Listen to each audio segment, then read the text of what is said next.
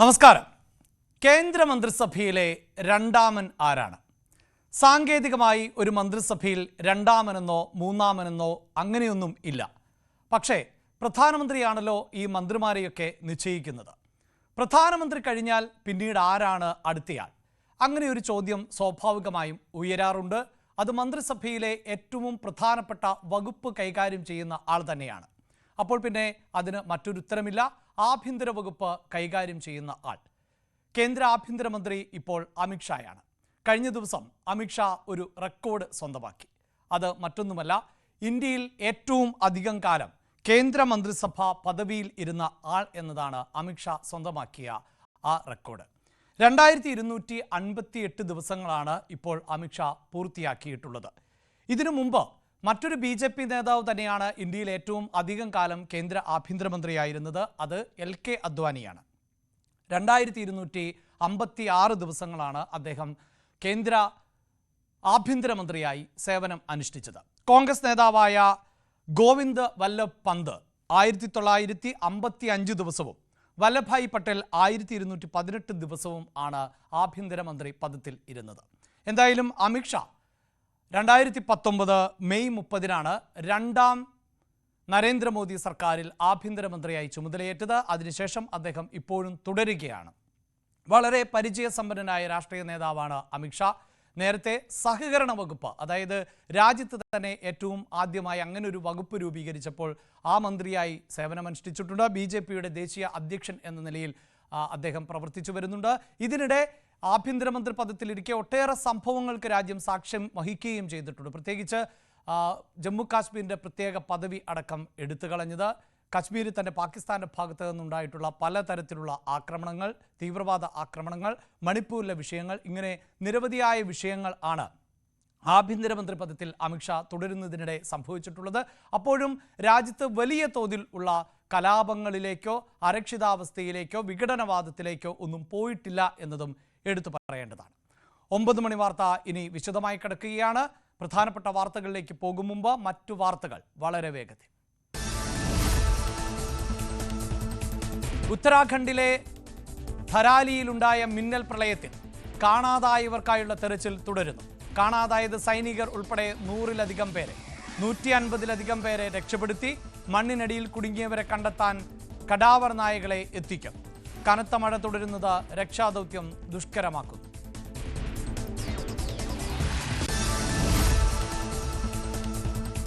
വടക്കൻ ജില്ലകളിൽ ഇന്നും മഴ കനക്കും. കണ്ണൂർ, കാസർഗോഡ് ജില്ലകളിൽ റെഡ് അലർട്ട്. 3 ജില്ലകളിലെ വിദ്യാഭ്യാസ സ്ഥാപനങ്ങൾക്ക് അവധി.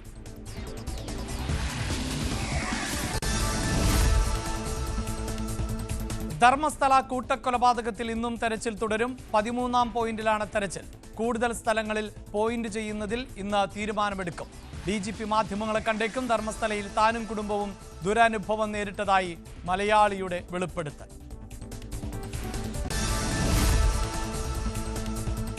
ജമ്മു കാശ്മീരിലെ പൂഞ്ചിൽ വെടിനിർത്തൽ കരാർ ലംഘനം ഉണ്ടായി എന്ന റിപ്പോർട്ടുകൾ തള്ളി ഇന്ത്യൻ കരസേന.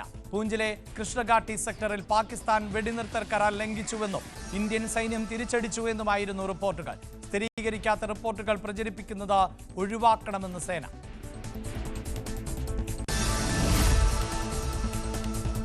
ഇന്ത്യയിൽ നിന്നുള്ള ഇറക്കുമതിക്ക് 25% പുറമെ അധിക തീരുവ പ്രഖ്യാപിച്ചേക്കും. 24 മണിക്കൂറിനുള്ളിൽ അധിക തീരുവ ചുമത്തും എന്ന CNBCക്ക് നൽകിയ അഭിമുഖത്തിൽ US പ്രസിഡന്റ് ഡൊണാൾഡ് ട്രംപ്. എന്നാൽ റഷ്യയിൽ നിന്നുള്ള എണ്ണ ഇറക്കുമതിയിൽ വിട്ടുവീഴ്ച വേണ്ട എന്ന നിലപാടിലാണ് ഇന്ത്യ.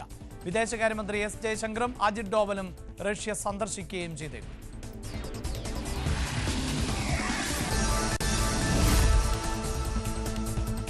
റിസർവ് ബാങ്ക് ഇന്ന് റിപ്പോ നിരക്കുകൾ പ്രഖ്യാപിക്കും. പണനയ സമിതി യോഗം ഇന്ന് അവസാനിക്കും. നിലവിൽ പലിശ നിരക്ക് തന്നെ തുടരാനാണ് സാധ്യത. ഇന്ത്യൻ ഉൽപ്പന്നങ്ങൾക്ക് 25% ഇറക്കുമതി തീരുവ ഏർപ്പെടുത്തിയതിനാൽ ഇത്തവണ പലിശ നിരക്ക് കുറയ്ക്കാൻ സാധ്യതയില്ല എന്നാണ് വിദഗ്ധരുടെ അഭിപ്രായം. ആലുവയിൽ പാലം പണിയെ തുടർന്ന് ഇന്നും ട്രെയിൻ ഗതാഗതത്തിന് നിയന്ത്രണം. പാലക്കാട് എറണാകുളം മെമു, എറണാകുളം പാലക്കാട് മെമു സർവീസുകൾ റദ്ദാക്കി. 3 ട്രെയിനുകൾ വൈകിയോടും. Indore, Thiruvananthapuram north express, Kannur Alappuzha executive express, Secunderabad Thiruvananthapuram Sabarigiri, Sabari express എന്നീ ട്രെയിനുകളാണ് വൈകിയോടുക.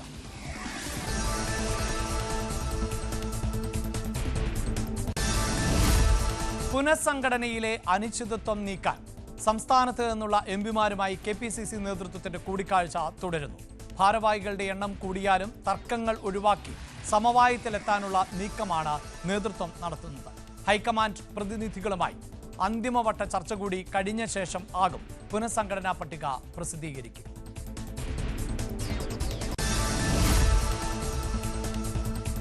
CPIM സംസ്ഥാന നേതൃയോഗങ്ങൾക്ക് ഇന്ന് തുടക്കമാകും. തദ്ദേശ തെരഞ്ഞെടുപ്പിന്റെ ഒരുക്കങ്ങളാണ് നേതൃയോഗങ്ങളിലെ പ്രധാന അജണ്ട. ഛത്തീസ്ഗഡിലെ കന്യാസ്ത്രീകളുടെ അറസ്റ്റുമായി ബന്ധപ്പെട്ട വിഷയവും ചർച്ചയ്ക്ക് വന്നേക്കും.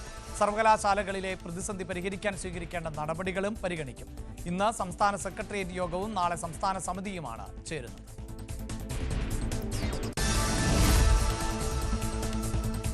CPI തിരുവനന്തപുരം ജില്ലാ സമ്മേളനത്തിന് ഇന്ന് പതാക ഉയരും. പൊതുസമ്മേളന വേദിയായി പുത്തരിക്കണ്ട മൈതാനത്താണ് പാർട്ടി പതാക ഉയർത്തുക. CPI സംസ്ഥാന എക്സിക്യൂട്ടീവ് അംഗം മുല്ലക്കര രത്നാകരൻ മുഖ്യപ്രഭാഷണം നടത്തും. നാളെയാണ് ജില്ലാ സമ്മേളനത്തിന്റെ ഭാഗമായുള്ള പൊതുസമ്മേളനം. വെള്ളി, ശനി ദിവസങ്ങളിലാണ് പ്രതിനിധി സമ്മേളനം.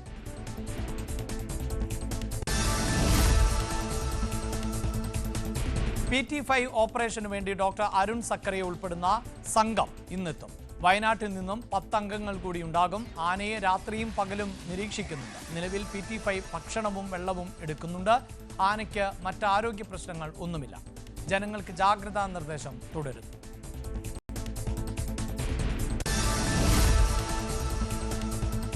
ബംഗ്ലാദേശിൽ പൊതു തെരഞ്ഞെടുപ്പ് ഫെബ്രുവരിയിൽ നടത്തിയേക്കും. ബംഗ്ലാദേശിലെ ഇടക്കാല ഭരണാധികാരി മുഹമ്മദ് യൂനിസ് ആണ് ഇക്കാര്യം വ്യക്തമാക്കിയത്. ഫെബ്രുവരിയിൽ തെരഞ്ഞെടുപ്പ് നടത്തണമെന്നാവശ്യപ്പെട്ട് ചീഫ് ഇലക്ഷൻ കമ്മീഷണർക്ക് കത്തയക്കുമെന്ന് മുഹമ്മദ് യൂനിസ് അറിയിച്ചു.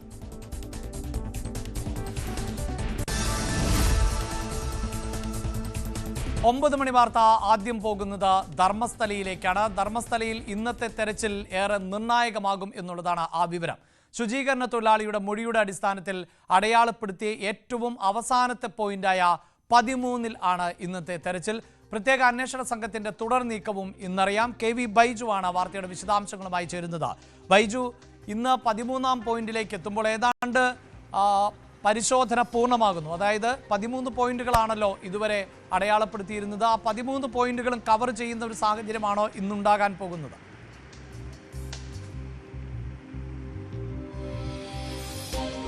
അഭിലാഷേ, തീർച്ചയായും ഇന്നത്തെ പരിശോധന നിർണായകമാണ്. പ്രത്യേകിച്ച് 13ാം പോയിന്റ് എന്നത് ആദ്യഘട്ടത്തിൽ മാർക്ക് ചെയ്ത മുഴുവൻ പോയിന്റുമായി, അതായത് ഇപ്പോൾ നേത്രാവതി പുഴയുടെ സമീപം സ്നാനഘട്ടയ്ക്ക് സമീപമാണ് ഈ ഒരു 13ാം പോയിന്റ്.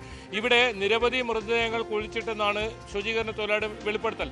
ഇന്ന് പരിശോധനയിൽ എന്തൊക്കെ വസ്തുക്കൾ കിട്ടുന്നു, എത്രത്തോളം മൃതദേഹാവശിഷ്ടങ്ങൾ ലഭിക്കുന്നു, അത് ഈ കേസിനെ സംബന്ധിച്ചിടത്തോളം തുടർ നീക്കങ്ങൾക്ക് നിർണായകമാകും. എന്തായാലും നേരത്തെ ലഭിച്ച അസ്ഥികൂടങ്ങൾ, അതുപോലെ തന്നെ 6ാം പോയിന്റിൽ നിന്നും മാർക്ക് ചെയ്യാത്ത പോയിന്റിൽ നിന്നും ലഭിച്ച അസ്ഥികൂടങ്ങൾ, അതിൻ്റെ ഫോറൻസിക് പരിശോധനാ ഫലം, പ്രാഥമികമായ പരിശോധനാ ഫലവും ഇന്ന് ലഭിച്ചേക്കും. ഇത് സ്ത്രീയുടേതാണോ പുരുഷൻ്റേതാണോ അത്തരം കാര്യങ്ങളൊക്കെ അറിയാനുണ്ട്. അത് ഈ ഫോറൻസിക് പരിശോധനാ ഫലം വന്നാൽ മാത്രമേ കൂടുതൽ വ്യക്തത വരൂ. അതും ഇന്ന് നിർണായകമാണ്. ഒരു പക്ഷേ ഇന്ന് ഉച്ചയോടുകൂടി തന്നെ 13ാം പോയിന്റിലെ പരിശോധന പൂർത്തിയാക്കി ഒരു വാർത്താ സമ്മേളനവും പ്രതീക്ഷിക്കുന്നുണ്ട്. എന്തൊക്കെയാണ് ഇതുവരെ നടത്തിയ പരിശോധനയിൽ കണ്ടെത്തിയിരിക്കുന്നത്? അതായത് 8 ദിവസമായിരിക്കുന്നു ഈ SITയുടെ മണ്ണ് കുഴിച്ചുള്ള പരിശോധന ആരംഭിച്ചിട്ട്. അതുകൊണ്ട് തന്നെ ആ 8 ദിവസത്തെയും ഇതുവരെയുള്ള അന്വേഷണ പുരോഗതി അത് ഇതുവരെ SIT പുറത്തുവിട്ടിട്ടില്ല. ഇന്ന് ഒരു പക്ഷേ അത്തരം കാര്യങ്ങളും SIT വിശദമാക്കിയേക്കും. കൂടുതൽ പരാതി വരുന്ന സാഹചര്യമുണ്ട്. അത്തരമൊരു സാഹചര്യത്തിൽ ഈ പരിശോധന ഇനി എങ്ങനെയാണ് മുന്നോട്ട് കൊണ്ടുപോവുക, അത് വളരെ നിർണായകമാണ്. ഒരു പക്ഷേ ഈ സ്വകാര്യ വ്യക്തികളുടെ സ്ഥലങ്ങളിലൊക്കെയാണ് ഇനി പരിശോധിക്കാനുള്ളത്. 14 മുതൽ അങ്ങോട്ടേക്ക് മാർക്ക് ചെയ്യാനുള്ളത്. 70ഓളം ഇടങ്ങളിൽ ഇത്തരത്തിൽ കുഴിച്ചിട്ടിട്ടുണ്ടെന്നാണ് ഈ ശുചീകരണ തൊഴിലാളിയുടെ വെളിപ്പെടുത്തൽ. അതുകൊണ്ട് തന്നെ കൂടുതൽ പരിശോധന നടത്തേണ്ടതുണ്ട്. ഈ ശുചീകരണ തൊഴിലാളി ചൂണ്ടിക്കാട്ടുന്ന മുഴുവൻ സ്ഥലങ്ങളിലും പരിശോധന നടത്തുമെന്നായിരുന്നു SIT സംഘം തുടക്കത്തിൽ പറഞ്ഞത്. ആ കാര്യത്തിൽ ഇനി എന്ത് തീരുമാനമാണ് എടുക്കുന്നത്, ഇനി പരിശോധന ഏത് രീതിയിൽ മുന്നോട്ട് കൊണ്ടുപോകും എന്നതൊക്കെ ഇന്നറിയാം. അത് തന്നെയാണ് ഇതിൽ ഏറ്റവും പ്രധാനം. ഈ കേസിനെ സംബന്ധിച്ചിടത്തോളം ഒരുപാട് തെളിവുകൾ ഇപ്പോൾ ലഭിച്ചിട്ടുണ്ട്. ഇനി ഈ സാക്ഷി ഇത്തരത്തിൽ തന്നെ ഈ ദൗത്യം ഏൽപ്പിച്ച ആളുകൾ, ഈ ഒരു പ്രവൃത്തി ഏൽപ്പിച്ച ആളുകൾ, അവരെക്കുറിച്ചുള്ള സൂചനകൾ നൽകിയിട്ടുണ്ട്. ഇനി അവരിലേക്ക് എത്തുമ്പോൾ അവരെ ചോദ്യം ചെയ്യുമ്പോൾ അത്തരം കാര്യങ്ങളും അറിയാനുണ്ട്. ഏതായാലും ഇന്നത്തെ ദിവസം ഈ ധർമ്മസ്ഥലയിലെ കൂട്ടക്കൊലപാതക പരമ്പര കേസുമായി ബന്ധപ്പെട്ട് വളരെ നിർണായകമെന്ന് പറയേണ്ടി വരും. തീർച്ചയായും ബൈജു, ഇതിൽ ഒരു കാര്യം കൂടിയുള്ളത് നമുക്കറിയാം, ആ പ്രദേശത്തിന്റെ ഒരു പ്രത്യേകതയുണ്ട്. അങ്ങേയറ്റം ദുരൂഹത നിറഞ്ഞ ഇടമാണ്. അതോടൊപ്പം തന്നെ വനപ്രദേശങ്ങൾ അധികമായിട്ടുള്ള പ്രദേശമാണ്. അവിടെയൊക്കെ ഈ ശുചീകരണ തൊഴിലാളി ചൂണ്ടിക്കാണിച്ച പല സ്ഥലങ്ങളിൽ നിന്നും അസ്ഥികൂട ഭാഗങ്ങൾ ഒക്കെ ലഭിച്ചിട്ടുണ്ട് എന്നുള്ളതാണല്ലോ വിവരം. ഇനിയിപ്പോൾ ഈ 13 പോയിന്റിനപ്പുറത്ത് കൂടുതൽ ഇടങ്ങൾ ശുചീകരണ തൊഴിലാളി ചൂണ്ടിക്കാണിക്കുവാനുള്ള സാധ്യതയുണ്ടോ? അങ്ങനെ അടയാളപ്പെടുത്താൻ സാധ്യത എത്രത്തോളമാണ്? ഇനിയും അന്വേഷണം മുന്നോട്ട് കൊണ്ടുപോകേണ്ടതുണ്ട്, അല്ലെങ്കിൽ തെരച്ചിൽ മുന്നോട്ട് കൊണ്ടുപോകേണ്ടതുണ്ട് എന്നൊരു നിഗമനം SITക്കുണ്ടോ?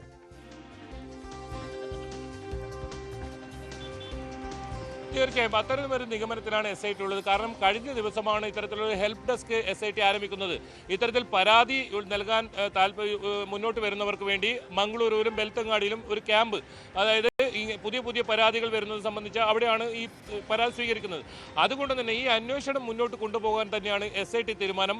ഒരു പക്ഷേ ഈ വനത്തിനകത്ത് മാർക്ക് ചെയ്യാത്ത സ്പോട്ടുകളുണ്ട്, അവിടെ ഒരു പക്ഷേ പരിശോധന നടത്തിയേക്കാം. കാരണം കഴിഞ്ഞ ദിവസം ഇത്തരത്തിൽ മാർക്ക് ചെയ്യാത്ത ഇടങ്ങളിൽ നിന്നാണ് ഒന്നിലധികം മൃതദേഹാവശിഷ്ടങ്ങൾ ലഭിച്ചത്. അതിൽ പൂർണ്ണ മനുഷ്യന്റെ അസ്ഥികൂടമുണ്ട്, ഒപ്പം 60ഓളം അസ്ഥികളും ലഭിച്ചിട്ടുണ്ട്. ആ പ്രദേശം വിശദമായ പരിശോധന നടന്നിട്ടില്ല. 11ാമത്തെ പോയിന്റിൽ നിന്നും 100 മീറ്റർ മാറിയാണ് ആ സ്ഥലം. അതായത് പൂർണ്ണമായും വനത്തിനകത്താണ് ഈ പ്രദേശം എന്നതും അതിൽ പ്രധാനമാണ്. അത് ശുചീകരണ തൊഴിലാളി ചൂണ്ടിക്കാട്ടിയ ഒരു സ്ഥലമാണ്. അവിടെ ഒരു ദിവസം മാത്രമാണ് പരിശോധന നടത്തിയത്. ആ പരിശോധനയിൽ തന്നെ ഞെട്ടിപ്പിക്കുന്ന ഒരുപാട് തെളിവുകളാണ് SITക്ക് ലഭിച്ചത്. ഒരു പക്ഷേ 13ാമത്തെ പോയിന്റ് കഴിഞ്ഞതിന് ശേഷം ഈ വനമേഖലയോട് ചേർന്ന് കിടക്കുന്ന ഇത്തരം പ്രദേശങ്ങളിലേക്ക് തെരച്ചിൽ വ്യാപിപ്പിക്കാനുള്ള ഒരു സാധ്യതയുമുണ്ട്. അതല്ല 14 മുതൽ പുതിയ മാർക്കിടുന്ന രീതിയിലുള്ള പ്രവർത്തികളിലേക്ക് കടക്കുമോ? 14ഉം 15ഉം നേരത്തെയൊക്കെ നമ്മൾ സൂചിപ്പിച്ചതുമാണ് ഈ ആരോപണ വിധേയനായ വ്യക്തിയുടെ എസ്റ്റേറ്റ് ആണ്. അവിടെ പരിശോധന ഉണ്ടാകുമോ? ഏതായാലും നിലവിൽ ആദ്യഘട്ടം എന്ന നിലയിൽ 13 പോയിന്റും പരിശോധിച്ച് വിലയിരുത്തിയതിനു ശേഷം തുടർ നടപടികൾ, ഇതാണ് SIT വ്യക്തമാക്കിയിരിക്കുന്നത്. ഇതിൽ സംസ്ഥാന സർക്കാർ എടുക്കുന്ന തീരുമാനങ്ങളും വളരെ നിർണായകമായിരിക്കും. എന്താണ് സംസ്ഥാന സർക്കാർ ഈ കാര്യത്തിൽ, പ്രത്യേകിച്ച് ആഭ്യന്തര വകുപ്പ് ഈ കാര്യത്തിൽ SITക്ക് നൽകുന്ന നിർദ്ദേശം? ഈ കാര്യങ്ങളെല്ലാം DGP ആണ് ഏകോപിപ്പിക്കുന്നത്. അതുകൊണ്ട് തന്നെ ബംഗളൂരുവിലായിരിക്കുമോ വാർത്താ സമ്മേളനം എന്ന ഒരു സൂചനയും വരുന്നുണ്ട്. ഇന്ന് വാർത്താ സമ്മേളനം ഉണ്ടാകുമോ? ഇതുവരെ ഉണ്ടായ എല്ലാ കാര്യങ്ങളും, അതായത് ഇതുവരെ ഒരു കാര്യത്തിലും SIT ഒരു സ്ഥിരീകരണവും നൽകിയിട്ടില്ല. നമുക്ക് ക്യാമറകളിൽ പതിഞ്ഞ ദൃശ്യങ്ങളും അതുപോലെ തന്നെ വിശ്വസനീയമായ കേന്ദ്രങ്ങളിൽ നിന്ന് ലഭിച്ച വിവരങ്ങളുമാണ് ഇപ്പോൾ അടിസ്ഥാനമാക്കിയാണ് നമ്മൾ ഈ വാർത്തകൾ റിപ്പോർട്ട് ചെയ്യുന്നത്. അതായത് ഈ വനത്തിനകത്ത് മാർക്ക് ചെയ്യാത്ത പോയിന്റ്, അതിപ്പോൾ 11A എന്നാണ് ആ ഒരു പോയിന്റിനെ മാർക്ക് ചെയ്തിട്ടുള്ളത്. 1 മുതൽ 13 വരെ ഇത്തരത്തിൽ നേരത്തെ മാർക്ക് ചെയ്തതാണ്. മാർക്ക് ചെയ്യാത്ത ആ ഇടം അവിടെ പരിശോധിച്ച ഇത്തരത്തിൽ മൃതദേഹാവശിഷ്ടങ്ങൾ കണ്ടെത്തി. അത് 11A എന്ന് മാർക്ക് ചെയ്തിട്ടുണ്ട്. അവിടെ നിന്നും ലഭിച്ച സാധനങ്ങളാണ് ഇനി ഫോറൻസിക് പരിശോധന ഫലം വരേണ്ടത്. ആ ഫോറൻസിക് പരിശോധന ഫലത്തിൽ മാത്രമേ ഇത് എത്രത്തോളം പഴക്കമുള്ള അസ്ഥികൂടങ്ങളാണ് ലഭിച്ചതെന്നൊക്കെ കാര്യങ്ങൾ അറിയൂ. മാത്രമല്ല അവിടെ നിന്നും ഒരു സാരി ഉൾപ്പെടെയുള്ള പോളിസ്റ്റർ സാരി ഉൾപ്പെടെ ലഭിച്ചിട്ടുണ്ട്. അങ്ങനെയാണെങ്കിൽ ഇതൊക്കെ ഈ ആളുകളെ തിരിച്ചറിയാനുള്ള എന്തെങ്കിലും സാധ്യതയുണ്ടോ? അത്തരം സൂചനകൾ ലഭിച്ചിട്ടുണ്ടോ? ഇനി ഈ ആരോപണ വിധേയരായ ആളുകളെ, ഈ ശുചീകരണ തൊഴിലാളി ചൂണ്ടിക്കാട്ടിയ തന്നെ ഈ ദൗത്യമേൽപ്പിച്ചവരെ ചോദ്യം ചെയ്യൽ ഉൾപ്പെടെയുള്ള പ്രവൃത്തികളിലേക്ക് ഇന്ന് SIT കടക്കുമോ? അത് വളരെ നിർണായകമാണ്. ഏതായാലും ധർമ്മസ്ഥല കൂട്ടക്കൊലപാതക കേസിൽ ഇനി SIT മുന്നോട്ട് വെക്കാൻ പോകുന്ന ആ നീക്കങ്ങൾ, അതാണ് ഇനി അറിയാനുള്ളത്. അത് ഒരുപക്ഷെ ഉച്ചയോടുകൂടി തന്നെ ഈ 13ാമത്തെ പോയിന്റ് പൂർണ്ണമായും പരിശോധന നടത്തി തീരുമെന്നാണ് പ്രതീക്ഷിക്കുന്നത്. അവിടെ ഒരുപാട് മണ്ണുകൾ ഈ റോഡിന്റെ നിർമ്മാണവുമായി ബന്ധപ്പെട്ട് അവിടെ നിക്ഷേപിച്ചിട്ടുണ്ട്. അതുകൊണ്ട് തന്നെ പ്രയാസകരമാണ്, അവിടെ തെരച്ചിൽ പ്രയാസകരമാണ്. പക്ഷേ കൂടുതൽ മൃതദേഹങ്ങൾ ആ ഭാഗങ്ങളിലാണ് കുഴിച്ചിട്ടതെന്നാണ് പറയപ്പെടുന്നത്. കാരണം ഈ ശുചീകരണ തൊഴിലാളി ജോലി ചെയ്തിരുന്നത് ഈ സ്നാനഘട്ടയിലാണ്. സ്നാനഘട്ടയ്ക്ക് തൊട്ടടുത്താണ് ഈ 13ാമത്തെ പോയിന്റ് മാർക്ക് ചെയ്തിട്ടുള്ള സ്ഥലം. ആ സ്ഥലമാണ് 11:30 കൂടി ശുചീകരണ തൊഴിലാളിയുമായി SIT സംഘം എത്തും. അതിനുശേഷം ആ പ്രദേശം കുഴിച്ച് പരിശോധിക്കും. JCB ഉൾപ്പെടെയുള്ള സംവിധാനങ്ങൾ ഉപയോഗിച്ചായിരിക്കും ഇന്നത്തെ തെരച്ചിൽ. ആ തെരച്ചിൽ പൂർത്തിയായതിനു ശേഷമായിരിക്കും ഇനി തുടർ നടപടികൾ. നമുക്ക് മനസ്സിലാക്കാൻ സാധിക്കുന്നത് വനത്തിനകത്തുള്ള തെരച്ചിൽ അത് തുടരാനുള്ള ഒരു സാധ്യതയാണ് നമുക്ക് ലഭിക്കുന്ന വിവരം. പക്ഷേ SIT എല്ലാം രഹസ്യ സ്വഭാവത്തിലാണ് ഈ പരിശോധന തുടക്കം മുതൽ തന്നെ അതാണല്ലോ ബൈജു നമ്മൾ ഇക്കാര്യം ആവർത്തിച്ച് പറയുന്നതാണ്. വളരെ ശ്രമപ്പെട്ടാണ് നമ്മൾ ഈ ഇൻഫർമേഷനുകളെല്ലാം പ്രേക്ഷകരുമായി പങ്കുവെക്കുന്നത്, ദൃശ്യങ്ങളടക്കം എത്തിക്കുന്നത്. SITയെ സംബന്ധിച്ചിടത്തോളം ഒന്ന്, ഈ SITയിലെ തന്നെ അംഗങ്ങളുമായി ബന്ധപ്പെട്ട് ചില വിവാദങ്ങൾ നിലനിൽക്കുന്നുണ്ട്. അതായത് സാക്ഷിയെ ഉൾപ്പെടെ സമ്മർദ്ദത്തിലാക്കാൻ ശ്രമിച്ചു, ഭീഷണിപ്പെടുത്തി എന്നുള്ളത്. ഒപ്പം SIT എല്ലാ കാര്യങ്ങളും രഹസ്യമായാണ് നടത്തുന്നത്. അത് സ്വാഭാവികവുമാണ്. ഏതെങ്കിലും തരത്തിൽ ഈ SITയുടെ വാർത്താ സമ്മേളനം അല്ലെങ്കിൽ മാധ്യമങ്ങളെ കാണുവാനുള്ള സാധ്യത ഉണ്ടോ?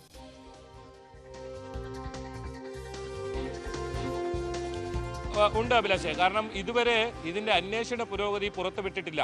അതുകൊണ്ട് തന്നെ 13ാമത്തെ പോയിന്റ് ആദ്യഘട്ട പരിശോധന പൂർത്തിയാകുന്നതോടുകൂടി ഇത്തരത്തിലുള്ള ഒരു വാർത്താ സമ്മേളനം ഉണ്ടാകുമെന്ന് തന്നെയാണ് നേരത്തെ ലഭിച്ച സൂചന.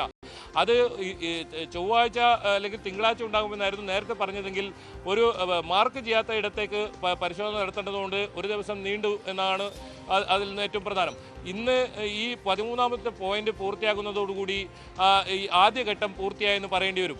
അങ്ങനെയാണെങ്കിൽ ഇനി രണ്ടാം ഘട്ടം ഏത് രീതിയിൽ എന്നതിനെ കുറിച്ച് വിശദാംശങ്ങൾ, അതോടൊപ്പം ഇതുവരെ ഉണ്ടായ കാര്യങ്ങൾ വ്യക്തമാക്കുക, അതെന്തായാലും SITയെ സംബന്ധിച്ചിടത്തോളം ഉണ്ടാകും. ഒരു പക്ഷേ ഇന്നായിരിക്കും, അതല്ലെങ്കിൽ നാളത്തോടുകൂടി അത്തരത്തിലുള്ള ഒരു വിശദീകരണം എന്തായാലും SITയുടെ ഭാഗത്ത് ഉണ്ടാകുമെന്ന് തന്നെയാണ് നമുക്ക് മനസ്സിലാക്കാൻ സാധിക്കുന്നത്. ഫോറൻസിക് പരിശോധനാ ഫലമൊക്കെ വന്നാൽ മാത്രമേ അതിൽ കൂടുതൽ വ്യക്തത വരൂ. അത്തരത്തിൽ വിശദമായ കാര്യങ്ങൾ ഉണ്ടാവില്ലെങ്കിലും എന്തൊക്കെ വസ്തുക്കൾ ലഭിച്ചു, ഇനി അന്വേഷണം എങ്ങനെയാണ് മുന്നോട്ട് കൊണ്ടുപോകുന്നത്, അത്തരം കാര്യങ്ങളിൽ ഈ കേസന്വേഷണത്തെ ബാധിക്കാത്ത രീതിയിലുള്ള വിവരങ്ങൾ ഒരു പക്ഷേ ഇന്ന് അല്ലെങ്കിൽ നാളെ പുറത്തുവിട്ടേക്കാം. എന്തായാലും ഈ അഭിലാഷ് സൂചിപ്പിച്ചതുപോലെ തന്നെ ഈ കേസിൽ ഏറ്റവും നിർണായകമായ ഒരു ഘട്ടത്തിലൂടെയാണ് ഇപ്പോൾ കടന്നു പോകുന്നത്. വലിയ ആരോപണങ്ങളാണ്, വലിയ വെളിപ്പെടുത്തലാണ് ഉന്നയിച്ചിട്ടുള്ളത്. അതിനെ അടിസ്ഥാനമാക്കുന്ന എത്രത്തോളം തെളിവുകൾ SITക്ക് ലഭിച്ചിട്ടുണ്ട് അതാണ് അറിയേണ്ടത്. ഔദ്യോഗികമായി അതാണ് അറിയേണ്ടത്. നേരത്തെ നമുക്ക് പല വിവരങ്ങളും ലഭിച്ചിട്ടുണ്ടെങ്കിലും ഔദ്യോഗികമായി ഒരു വിവരവും ഇപ്പോൾ പുറത്തുവിട്ടില്ല. ഏതായാലും SITയുടെ ഭാഗത്തുള്ള ഔദ്യോഗികമായുള്ള ഈ ഒരു വാർത്താ സമ്മേളനത്തിലൂടെ ഈ വിവരങ്ങളെല്ലാം ഇന്നോ നാളെയോ പുറത്തുവിട്ടേക്കാം. അഭിലാഷ്. യെസ്, അതാണ് വളരെ നിർണായകമാകുന്ന പരിശോധനയിലേക്ക് കൂടി SIT സംഘം കടക്കുന്നു എന്ന് വേണം മനസ്സിലാക്കാൻ. പ്രത്യേകിച്ച് ഈ 13ാം പോയിന്റിലേക്ക് സംഘം എത്തുകയാണ്. അതായത് നിലവിൽ ഈ ശുചീകരണ തൊഴിലാളിയുടെ വെളിപ്പെടുത്തലിന്റെ അടിസ്ഥാനത്തിൽ 13 പോയിന്റുകളാണ് സ്പോട്ട് ചെയ്തിട്ടുള്ളത്. ആ സ്പോട്ടുകളിലെ പരിശോധന പൂർത്തിയാകുമ്പോൾ ഇനി എന്താണ് തുടർ നീക്കം? ഒപ്പം SIT മാധ്യമങ്ങളെ കാണുമോ? നിരവധിയായ സംശയങ്ങൾ ഇപ്പോൾ നിലനിൽക്കുന്ന പശ്ചാത്തലത്തിൽ SITയുടെ ഭാഗത്ത് നിന്ന് ഇത്തരം വിഷയങ്ങളിൽ വിശദീകരണം ഉണ്ടാകുമോ? ഈ വാർത്തയുടെ വിവരങ്ങൾ ആണ് KV ബൈജു നൽകിയത്. ഒപ്പം പരിശോധനയുമായി ബന്ധപ്പെട്ട് കൂടുതൽ വിശദാംശങ്ങൾ ഉൾപ്പെടെ നമുക്ക് വരും വാർത്തകളിൽ ഉൾപ്പെടുത്തുകയും ചെയ്യാം. ഇതിനിടെ ധർമ്മസ്ഥലയിൽ നേരിട്ട ദുരനുഭവം വിവരിക്കുകയാണ് മലയാളി കുടുംബം. കാസർഗോഡ് നിന്ന് കുടുംബവുമായി എത്തിയപ്പോൾ പുലർച്ചെ 2 മണിക്ക് ഹോട്ടൽ മുറിയുടെ വാതിൽ ബലമായി തുറക്കാൻ ശ്രമം ഉണ്ടായി എന്നാണ് നാട്ടിക്കൽ സ്വദേശി ശ്രീനിവാസൻ ന്യൂസ് 18നോട് വെളിപ്പെടുത്തിയത്. ഭാര്യയുടെയും സഹോദരിയുടെയും സ്വർണ്ണാഭരണം കവരാനുള്ള ശ്രമം എന്നാണ് അന്ന് കരുതിയത്. എന്നാൽ ഇപ്പോൾ ഈ പുറത്തുവരുന്ന ഞെട്ടിക്കുന്ന വിവരങ്ങളും വാർത്തകളുമൊക്കെ കാണുമ്പോൾ മോഷണ ശ്രമം മാത്രമായി കരുതാനാകില്ല എന്നാണ് ശ്രീനിവാസൻ ന്യൂസ് 18നോട് പറയുന്നത്. ധർമ്മസ്ഥലയിൽ ഇത്തരത്തിൽ നേരത്തെ ഒരു ദുരനുഭവം നേരിട്ട ഒരു വ്യക്തി നമ്മോടൊപ്പം ചേരുകയാണ്. മലയാളിയാണ്. കാസർഗോഡ് നാട്ടക്കൽ സ്വദേശിയായ ശ്രീനിവാസനാണ് ചേരുന്നത്. അദ്ദേഹവും അദ്ദേഹത്തിൻ്റെ കുടുംബവും, അതായത് ഭാര്യയും ഭാര്യയുടെ അനുജത്തിയും ഈ ധർമ്മസ്ഥലയിൽ എത്തിയപ്പോൾ ഉണ്ടായ ദുരനുഭവം, അവിടെ ഇത്തരത്തിൽ സിനിമ സംഭവം നടക്കുന്നതിൻ്റെ ഏറ്റവും വലിയ ഉദാഹരണമാണ് അദ്ദേഹം പങ്കുവെക്കുന്നത് ന്യൂസ് 18നോടൊപ്പം. എന്തായാലും എന്താണ് നിങ്ങൾക്ക് ധർമ്മസ്ഥലയിൽ എത്തിയപ്പോൾ സംഭവിച്ചത്? ഞങ്ങൾ അമ്പലത്തിലേക്ക് പോയിട്ട് അവിടെ തോന്നിട്ട് അമ്പലത്തിൻ്റെ ലോഡ്ജിൻ്റെ പേര് ഓർക്കുന്നില്ല, സാക്കേതാന്ന് തോന്നുന്നു. അവിടെ ഇത് റൂം എടുത്തിട്ട് രാത്രി നിന്നിട്ട് കിടന്നുറങ്ങിയ സമയത്ത് രാത്രി ഏതാണ്ട് ഒരു 2 മണി നേരത്ത് ഞങ്ങൾ നല്ല ഉറക്കത്തിൻ്റെ സമയമായിരുന്നു. ആ സമയത്ത് ഇത് പുറത്തുനിന്ന് ആ വാതിൽ എങ്ങനെ സെറ്റാക്കിയിട്ടുണ്ട് എന്ന് പറഞ്ഞാൽ ഇപ്പോഴും ഉണ്ടോയെന്ന് അറിയില്ല. ആ സമയത്ത് സെറ്റാക്കിയിട്ടുള്ളത് ഡോറിൻ്റെ മേൽവശത്തായിട്ട് ഒരു വെന്റിലേറ്റർ പോലുള്ള സാധനം. അപ്പോൾ ഡോറിന് ചവിട്ടി കയറി കഴിഞ്ഞാൽ ഉള്ളിൽ നമ്മൾ ലോക്ക് ചെയ്തിട്ടുള്ള കതവിനെ തുറക്കാൻ പറ്റുന്ന സംവിധാനമാണ്. അത് പിന്നെയാണ് ഞാൻ മനസ്സിലാക്കുന്നത്. അങ്ങനത്തെ ആ സംവിധാനത്തിൽ പുറത്തുനിന്ന് ആരോ ഒരു വ്യക്തി അടിക്കുന്ന ചൂല് പോലത്തെ സാധനം കൊണ്ട് ഇതിനെ തട്ടി തെറിപ്പിച്ചിട്ട് ഉള്ളിലോട്ട് കയറാനുള്ള ശ്രമമാണ് നടക്കുന്ന ഈ ശബ്ദം കേട്ടിട്ടാണ് ഞാൻ ഉണർന്നിട്ട് നോക്കുമ്പോൾ ഒരു കൈ മാത്രം ഉള്ളിലോട്ട് ഈ വെന്റിലേറ്ററിൻ്റെ മുകളിൽ കൂടിയിട്ട് വന്നിട്ട് ഈ കതവിനെ തച്ച് തെറിപ്പിക്കുന്ന ഒരു ശ്രമം എനിക്ക് കാണുന്നു. ഇങ്ങനെ ഉറക്കം കണ്ണിൽ ഉണർന്നിട്ട് നോക്കുമ്പോൾ അപ്പോൾ ഞാൻ പെട്ടെന്ന് അലർട്ടായി. ആരടാന്ന് അത്രയേ ചോദിച്ചിട്ടുള്ളൂ. ആരടാന്ന് ചോദിക്കുമ്പോൾ പെട്ടെന്ന് കൈ പുറത്തോട്ട് പോയി സ്റ്റോപ്പായി. ആൾക്കാർ ഓടുന്ന സൗണ്ട് കേട്ടു. അങ്ങനെ ഓടുന്ന സൗണ്ട് കേട്ടിട്ടാകുമ്പോൾ കുറേ ഇങ്ങനെ ഈ ഞെട്ടലിൽ നിന്ന് പുറത്ത് വന്നിട്ട് ഞാൻ പുറത്ത് വാതിലെടുത്ത് നോക്കുമ്പോൾ ആളില്ല ആരും. പക്ഷേ ഞാൻ അപ്പോൾ ഞങ്ങളെ കയ്യിലുള്ള ഇത് എൻ്റെ ഒന്നിച്ച് എൻ്റെ ഭാര്യ ഉണ്ടായിരുന്നു, ഭാര്യയുടെ അനിയത്തി ഉണ്ടായിരുന്നു, ചെറിയ കുഞ്ഞുണ്ടായിരുന്നു. ഞാൻ ഇങ്ങനെ അവിടെ റൂം എടുത്തിട്ടുണ്ടായത്. അപ്പോൾ ആ സമയത്ത് ഞാൻ അന്ന് ചിന്തിച്ചത് ചിലപ്പോൾ ഇത് സ്വർണമോ പണമോ തട്ടിയെടുക്കാനുള്ള ശ്രമമായിരിക്കുമെന്ന്. പക്ഷേ ഇപ്പോഴത്തെ ഈ ആടെ നടക്കുന്ന അവസ്ഥ വെച്ചിട്ട് ഇതിനെ ചിന്തിക്കുമ്പോൾ എനിക്ക് തോന്നുന്നത് അത് ഒന്നുമല്ല.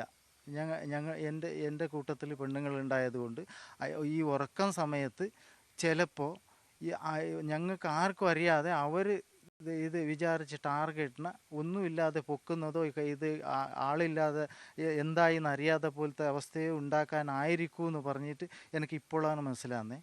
ഇങ്ങനത്തെ ഒരു ദുരനുഭവം അന്ന് എനിക്ക് ഇത് ആടെ പോയിട്ട് റൂമാക്കിയിട്ട് നിന്നപ്പോൾ നടന്നിട്ടുണ്ട്. എന്തായാലും നിങ്ങൾ ഇതിൽ നിന്നും വളരെ കഷ്ടിച്ചാണ് രക്ഷപ്പെട്ടതെന്ന് പറയേണ്ടി വരും.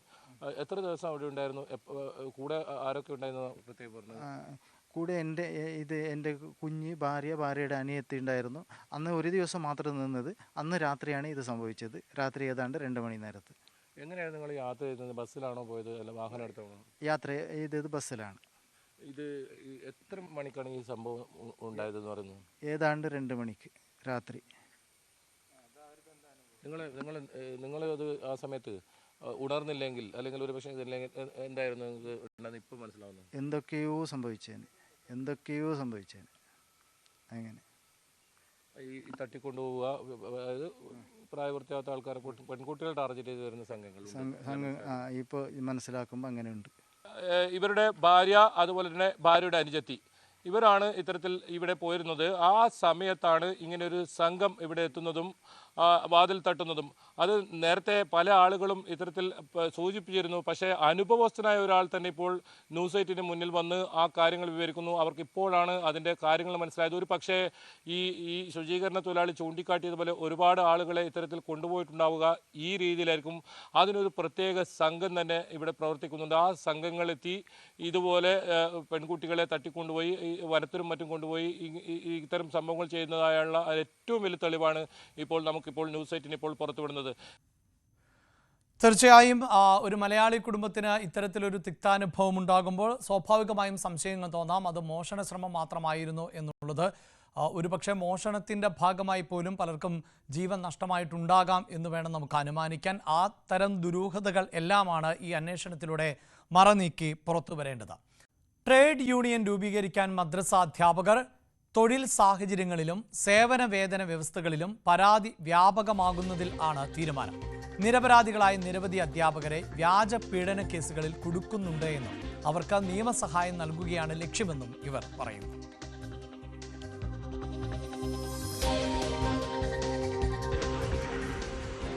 നമ്മുടെ സംഘടനയ്ക്ക് വരാൻ കാരണം നമ്മൾ മദ്രസ അധ്യാപകൻ വിഷയവുമായി ബന്ധപ്പെട്ട് 3-4 മാസമായി സർക്കാരിന്റെ ക്ഷേമനിധി ബോർഡിൽ നിന്നും പെൻഷൻ മുടങ്ങിക്കിടന്ന ധാരാളം ഉസ്താദുമാർ നമ്മുടെ ഗ്രൂപ്പിൽ വന്നിങ്ങനെ പറയുകയാണ്, എനിക്ക് പെൻഷൻ കിട്ടിയിട്ടില്ല. അപ്പോൾ നമ്മൾ സംഘടനയുമായി ബന്ധപ്പെട്ടപ്പോൾ അവർക്കൊരു ഇടപെടാൻ കഴിയുന്നില്ല. അങ്ങനത്തെ ഒരു അവസ്ഥ വന്നപ്പോഴാണ് നമ്മൾ ഒരുമിച്ച് കൂടി ഒരു KMTU എന്നുള്ള സംഘടന രൂപീകരിച്ചത്. അത് കേരള മദ്രസ ടീച്ചേഴ്സ് യൂണിയൻ, കേരളത്തിലെ ആദ്യത്തെ മദ്രസ അധ്യാപകന്മാർക്കുള്ള ഒരു യൂണിയനാണ്. ഇതുവരെ അങ്ങനെ ഒരു മദ്രസ അധ്യാപകന്മാർക്ക് ഒരു യൂണിയൻ നിലവിലില്ല. കേരളത്തിൽ ആദ്യമായിട്ടാണ് നമ്മളിങ്ങനെ ഒരു KMTU എന്നുള്ള സംഘടന രൂപീകരിച്ച് അതിന്റെ പ്രവർത്തനം ആരംഭിച്ചത്. ഏകദേശം വർഷങ്ങളായി ഇതിന്റെ പ്രവർത്തനം നടന്നുകൊണ്ടിരിക്കുന്നു. അതിന്റെ അവസാന ഘട്ടത്തിലാണ് ഇപ്പോൾ ഉള്ളത്. ഇനിയിപ്പോൾ എല്ലാ ഫയലുകളും കാര്യങ്ങളൊക്കെ ലേബർ ഓഫീസിലേക്ക് സമർപ്പിക്കാൻ പോവുകയാണ്. ശക്തമായ നിലയ്ക്ക് തന്നെ നമ്മൾ മുന്നോട്ട് പോകും. മദ്രസ അധ്യാപകന്മാരെ നിരന്തരം വന്ന് ചില ആളുകൾ ഗുണ്ടകളിൽ വന്ന് പീഡിപ്പിക്കുന്നു, മദ്രസകളിൽ വന്ന് കൈകാര്യം ചെയ്യുന്നു. നമ്മളെ മാനേജ്മെന്റ് ഇടപെടുന്നില്ല, നമ്മൾ ബോർഡുകൾ ഇടപെടുന്നില്ല. ആ ഒരു അവസ്ഥയിൽ വരുമ്പോൾ നിരപരാധികളെ അധ്യാപകന്മാരെ എന്തൊക്കെയോ പറഞ്ഞു വന്ന് കയറ്റി എന്താ പറയുക സദാചാര ഗുണ്ടകൾ വന്ന് ആക്രമിക്കുകയാണ്. സദാചാര പോലീസ് ശ്രമിച്ചുകൊണ്ട് ക്വസ്റ്റ്യൻ ചെയ്താൽ ആക്രമിക്കുകയാണ്. നമ്മളെ ബോർഡുകൾ ഈ വിഷയത്തിൽ ഇടപെടുന്നില്ല. ശക്തമായ നിലയിൽ നമ്മൾ യൂണിയൻ ഇടപെടും എന്നാണ് നമുക്ക് പറയാനുള്ളത്. പക്ഷെ നിരപരാധികളാണ് 90% ആളുകളും നിരപരാധികളാണ്. ഈ വിഷയത്തിൽ എനിക്ക് ഉറപ്പുണ്ട്. ഞാനൊരു അന്വേഷണം നടത്തിയിട്ടുണ്ട്. ഇപ്പോൾ അടുത്തു പോലും പല കേസുകൾ പുറത്തു വന്നു. കോടതി വെറുതെ വിട്ടു അവർ നിരപരാധികളാണെന്ന് പറഞ്ഞു. കാരണം രക്ഷിതാക്കൾ അവരെ എന്താക്കാണ് ദേശത്തിന്റെ പേരിൽ കുട്ടികളെ കൊണ്ട് പറയിപ്പിക്കുന്ന രംഗമാണ്. എന്തിനാരെ സ്വന്തം ഭാര്യ പോലും മകനോട് ഭർത്താവ് പീഡിപ്പിച്ചു എന്ന് പറഞ്ഞിട്ട് കേസ് കൊടുപ്പിക്കുന്ന കാലഘട്ടമാണ് അല്ലേ? സ്വന്തം അമ്മ പറയുന്നത് പീഡിപ്പിച്ചു എന്ന് പറയാൻ വേണ്ടിയിട്ട് കുട്ടികളോട്. ആ ഒരു കാലഘട്ടത്തിനിടയിൽ മദ്രസ അധ്യാപകന്മാരുടെ വിഷയത്തിൽ എന്താ പറയേണ്ടത്? അപ്പം അങ്ങനെ നിരപരാധികളായ ആളുകൾ ഇപ്പോഴും ശിക്ഷിക്കപ്പെടുകയാണ്. അവർക്ക് നിരപരാധി തെളിയിച്ചുകൊണ്ട് അവരെ പുറത്തു കൊണ്ടുവരേണ്ട ആവശ്യമുണ്ട്. കുറ്റവാളിയാണെങ്കിൽ അവർ ശിക്ഷിക്കപ്പെടണം. കാരണം ഈ മേഖലയിൽ ഒരു മദ്രസ അധ്യാപകന്മാർ കുട്ടികളെ കാണിക്കേണ്ട സ്ഥലത്ത് അവർ തെറ്റ് ചെയ്താൽ അവർ ശിക്ഷിക്കപ്പെടേണ്ട വേണം. അത് 100% നമ്മളതിന് സപ്പോർട്ടാണ്. അവർ ശിക്ഷിക്കപ്പെടേണ്ട. പിന്നെ ഈ മേഖലയിൽ അവർ തിരിച്ചു വരാൻ പാടില്ല എന്ന് തന്നെ നമ്മൾ ആഗ്രഹിക്കുന്നവരാണ്. പിന്നെ ഇവർ മദ്രസ രംഗത്ത് അവർ വരാൻ പാടില്ല എന്നാണ് നമുക്ക് ഇതിൽ പറയാനുള്ളത്. MS അനീഷ് കുമാർ കൂടി ചേരുന്നുണ്ട്. അനീഷ്, ഈ മദ്രസ അധ്യാപകരുടെ വിഷയം പലപ്പോഴായി ചർച്ചയിൽ വരാറുണ്ട്. അത് പ്രധാനമായും ഈ സൂചിപ്പിക്കുന്ന പോലെ ഇവർക്ക് ആരാണ് ശമ്പളം നൽകുന്നത്, പൊതുഖജനാവിൽ നിന്നാണ് ശമ്പളം നൽകുന്നത് എന്ന തരത്തിലുള്ള പ്രചാരണങ്ങൾ നടക്കാറുണ്ട്. ഇപ്പോഴിതാ ഈ നമ്മളോട് പ്രതികരിച്ചിട്ടുള്ള വ്യക്തി പറയുന്നത് ക്ഷേമനിധി ബോർഡിൽ നിന്ന് അടക്കം പണം ലഭിക്കുന്നില്ല എന്നുള്ളതാണ്. എന്താണ് ഈ പ്രതിസന്ധിക്ക് കാരണം എന്നാണ് പറയുന്നത്? കാരണം സർക്കാർ പറയുന്നത് ഈ മാനേജ്മെൻറ്റുകളാണ് ഈ പണം നൽകുന്നത് എന്നും അതാണ് മദ്രസ അധ്യാപകർക്ക് നൽകുന്നത് എന്നുമുള്ളതാണല്ലോ. അപ്പോൾ ഈ എന്തുകൊണ്ട് ഈ പണം ലഭിക്കുന്നില്ല, അതിന് തടസ്സമായി നിൽക്കുന്നത് ആര് എന്നതിലൊക്കെ ഇവർക്ക് വ്യക്തതയുണ്ടോ അനീഷ്?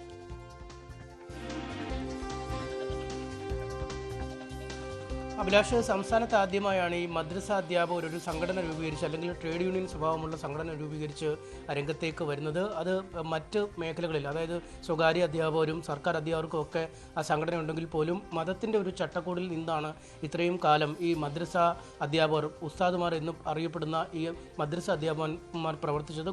പൂർണ്ണമായും ഓരോ മാനേജ്മെൻറ്റുകൾക്ക് കീഴിലാണ്. ഈ സമസ്ത കേരള ജമാഅത്തുൽ ഉലമയുടെയും ജമാഅത്തെ ഇസ്ലാമിയുടെയും കാന്തപുരം വിഭാഗത്തിൻ്റെയും ഒക്കെയുള്ള മാനേജ്മെൻറ്റുകളുടെ കീഴിലാണ് ഈ മദ്രസകൾ പ്രവർത്തിക്കുന്നത്. അതുകൊണ്ട് പൂർണ്ണമായും ഈ മാനേജ്മെൻറ്റിൻ്റെ ഒരു നിയന്ത്രണത്തിലായിരുന്നു ഇവർ പ്രവർത്തിച്ചിരുന്നത്. മദ്രസ മാനേജ്മെൻറ്റ് ബോർഡിൽ രജിസ്റ്റർ ചെയ്തിട്ടുള്ള അധ്യാപകർ ക്ഷേമനിധി അടക്കമുള്ള കാര്യങ്ങൾ അടയ്ക്കുകയും അതാണ് പിന്നീട് പെൻഷനായി തിരിച്ചു നൽകുകയും ചെയ്യുന്നത്. പക്ഷേ കഴിഞ്ഞ ഏതാനും മാസങ്ങളായി ഇത്തരത്തിലെ ഉസ്താദുമാർക്ക് പെൻഷൻ ലഭിക്കുന്നില്ല. അതായത് ഈ ജോലി ചെയ്ത് വിരമിച്ചൊക്കെ കഴിഞ്ഞിരിക്കുന്ന ആളുകൾക്ക് അവരുടെ സേവനകാലത്ത് അടച്ച പെൻഷൻ ലഭിക്കാത്ത ഒരു സാഹചര്യം. ഒപ്പം ഈ ശമ്പളം, മദ്രസ അധ്യാപകരുടെ ശമ്പളമാണെങ്കിൽ പോലും വളരെ തുച്ഛമാണ്. 4000 മുതൽ തുടങ്ങുന്ന ശമ്പളം ഏറിയാൽ 10000, 3 ഷിഫ്റ്റുകളായൊക്കെ പഠിപ്പിക്കുന്ന ഇടങ്ങളുണ്ട്. അവിടെ 10000 രൂപയിൽ കൂടുതൽ ഇത് ലഭിക്കുന്നില്ല. ഒപ്പം നിസ്സാരമായ പ്രശ്നങ്ങളുണ്ടെങ്കിൽ പോലും ഈ അധ്യാപകരെ പെട്ടെന്ന് തന്നെ പിരിച്ചുവിടുന്ന ഒരു പതിവ് പലയിടത്തും കാണുന്നു. ഒപ്പം ഈ മുതിർന്ന അധ്യാപകരെ മാറ്റി പലപ്പോഴും ചെറുപ്പക്കാരായ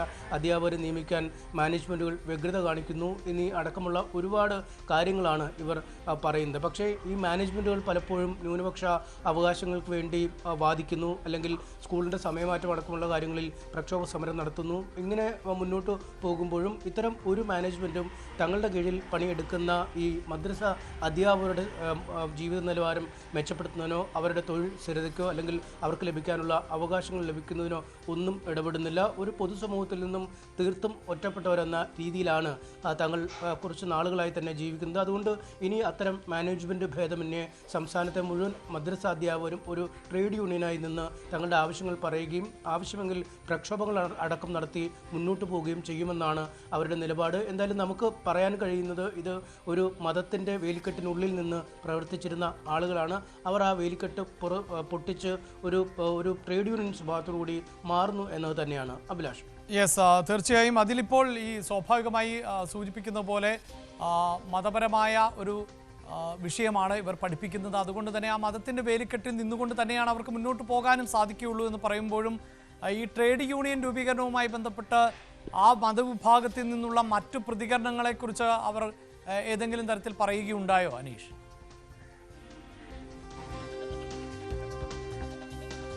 സമസ്ത അടക്കം ഈ ഇപ്പോൾ കാന്തപുരം അടക്കമുള്ള ഒരുപാട് പ്രബല വിഭാഗങ്ങൾക്ക് അവർക്ക് 100 കണക്കിന് ഈ മദ്രസകൾ നിലവിൽ തന്നെ പ്രവർത്തിക്കുന്നുണ്ട്. എന്തുകൊണ്ട് ഇവരുടെ പ്രശ്നങ്ങളിൽ ഇടപെടുന്നില്ല എന്നത് മാനേജ്മെൻറ്റുകളോടും ഇവർ പലവട്ടം ചോദിച്ചു. പക്ഷേ ഒരു കൃത്യമായ മറുപടി ലഭിക്കാത്തതുണ്ട്. ഇപ്പോൾ ക്ഷേമനിധി പെൻഷൻ കുടിശ്ശികയാകുമ്പോൾ സർക്കാർ പറയുന്നത് ഈ പെൻഷൻ നൽകാനായി സർക്കാരിൻ്റെ കൈവശം പണമില്ല എന്നാണ്. പക്ഷേ ഈ പെൻഷൻ വിതരണത്തിനായി മാത്രം 6 ജീവനക്കാരെ അതിൻ്റെ ഓഫീസിൽ വിന്യസിച്ചിട്ടുണ്ട്. അതിന് പ്രത്യേക എക്സിക്യൂട്ടീവ് ഓഫീസറുണ്ട്. പക്ഷേ ഇവർക്ക് ആർക്കും ശമ്പളം ലഭിക്കുന്നതിന് യാതൊരു തടസ്സവും ലഭിക്കുന്നില്ല. അതായത് എന്തൊരു കാരണത്തിന് വേണ്ടിയാണ് ആ ഉദ്യോഗസ്ഥരെ നിയമിച്ചത്, ആ പെൻഷൻ വിതരണം നടക്കാതിരിക്കുകയും പെൻഷൻ വിതരണം ചെയ്യാനുള്ള ഉദ്യോഗസ്ഥർക്ക് ശമ്പളം ലഭിക്കുകയും ചെയ്യുന്നു. അതുപോലെ നിരവധി ആനുകൂല്യങ്ങൾ സംസ്ഥാന സർക്കാർ ഈ മദ്രസ അധ്യാപകർക്ക് വേണ്ടിയൊക്കെ പ്രഖ്യാപിച്ചിട്ടുണ്ടെന്ന് പറയുന്നു. പക്ഷേ ഇത് ഒക്കെ കടലാസിലല്ലാതെ ഇവർക്ക് ലഭിക്കുന്ന ഒരു സാഹചര്യം ഉണ്ടാവുകയും ചെയ്യുന്നില്ല. അതുകൊണ്ടൊരു സംഘടിതമായ വിലപേശൽ ഇക്കാര്യത്തിൽ വേണമെന്ന ഒരു തീരുമാനത്തിലേക്ക് ഇവർ എത്തുന്നു. മറ്റൊന്ന്, ഇവർ പ്രധാനമായി ഉന്നയിക്കുന്ന കാര്യം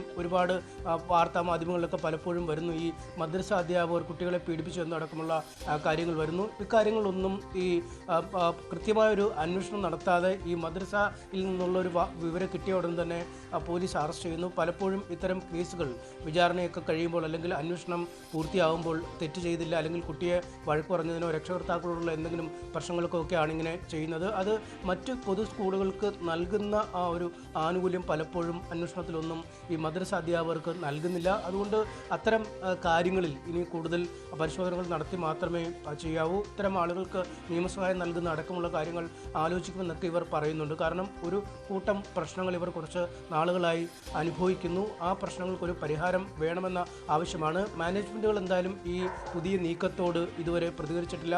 സമസ്ത അടക്കമുള്ള സംഘടനകളുടെ പ്രതികരണങ്ങൾ ഇനി വരും മണിക്കൂറുകളിൽ നമുക്ക് വരുമെന്ന് കരുതാം. കാരണം ഈ സമസ്തയുടെയൊക്കെ കീഴിലുള്ള ഒരു കൂട്ടമാണ് ഈ അധ്യാപകർ. അവർക്കൊരു തൊഴിൽ സുരക്ഷയില്ല, അല്ലെങ്കിൽ സ്ഥിരമായ തസ്തികകളൊന്നും പലപ്പോഴും നൽകാറില്ല. മാനേജ്മെൻറ്റ് ഇഷ്ടപ്രകാരമാണ് പലപ്പോഴും ഈ അധ്യാപകരെ നിയമിക്കുന്നത്. ഇഷ്ടമുള്ള സമയത്ത് ഇഷ്ടമുള്ള ഇടങ്ങളിലേക്ക് ഇവരെ മാറ്റുന്നതിനുള്ള സ്വാതന്ത്ര്യവും ഈ മാനേജ്മെൻറ്റുകൾക്ക് തന്നെയാണ്. അതുകൊണ്ട് ഈ മാനേജ്മെൻറ്റുകൾ അല്ലെങ്കിൽ ഈ മത സംഘടനകൾ, ഈ പ്രബലമായ സാമൂഹിക സംഘടനകളൊക്കെ ഇക്കാര്യത്തിൽ എന്ത് നിലപാടുകൾ ഉണ്ടാക്കും എന്ന് വരും മണിക്കൂറുകൾ നമുക്ക് മനസ്സിലാക്കാം. എന്തായാലും സംഘടിതമായ ഒരു ശക്തിയായി തന്നെ മുന്നോട്ട് പോകാൻ തന്നെയാണ് ഈ ഉസ്താദുമാരുടെ തീരുമാനം. എന്തായാലും മദ്രസ അധ്യാപകരുടെ സേവന വേതന വ്യവസ്ഥകൾ അതിൽ ചില അപാകതകൾ ഉണ്ട് എന്നാണ് പറയുന്നത്. അതോടൊപ്പം തന്നെ വ്യാജ പീഡന പരാതികൾ വ്യാപകമാണ് എന്ന് പറയുന്നു. അതിൻ്റെ അടിസ്ഥാനത്തിലാണ് ഇപ്പോൾ ഈ മദ്രസ അധ്യാപകർ ഒരു ട്രേഡ് യൂണിയൻ സ്വഭാവത്തിലേക്ക് വരുന്നത്. പക്ഷേ അതിൽ എത്ര അധ്യാപകരുടെ പങ്കാളിത്തം ഉണ്ട് എന്നതിൽ ഇനിയും വ്യക്തത കൈവരേണ്ടതുണ്ട്. ഒപ്പം ഈ മദ്രസ മാനേജ്മെൻറ്റുകൾക്ക് ഈ വിഷയത്തോടുള്ള നിലപാട്, ഒപ്പം മതപുരോഹിതർ ആയിട്ടുള്ളവർ എന്തു പറയുന്നു, അതൊക്കെ വരും ദിവസങ്ങളിൽ നമുക്ക് കൂടുതൽ വ്യക്തത കൈവരും. ഉത്തരാഖണ്ഡിലെ ധരാലിയിൽ ഉണ്ടായ മിന്നൽ പ്രളയത്തിൽ കാണാതായവർക്ക് വേണ്ടിയുള്ള തെരച്ചിൽ തുടരുകയാണ്. സൈനികർ ഉൾപ്പെടെ 100-ലധികം പേരെയാണ് കാണാതായിട്ടുള്ളത്. 150-ലധികം പേരെ രക്ഷപ്പെടുത്തി കഴിഞ്ഞിട്ടുണ്ട്. മണ്ണിനടിയിൽ കുടുങ്ങിയവരെ കണ്ടെത്താൻ കടാവർ നായകളെ എത്തിക്കും. എന്നാൽ കനത്ത മഴ തുടരുന്നത് രക്ഷാദൗത്യം ദുഷ്കരമാക്കുകയാണ്.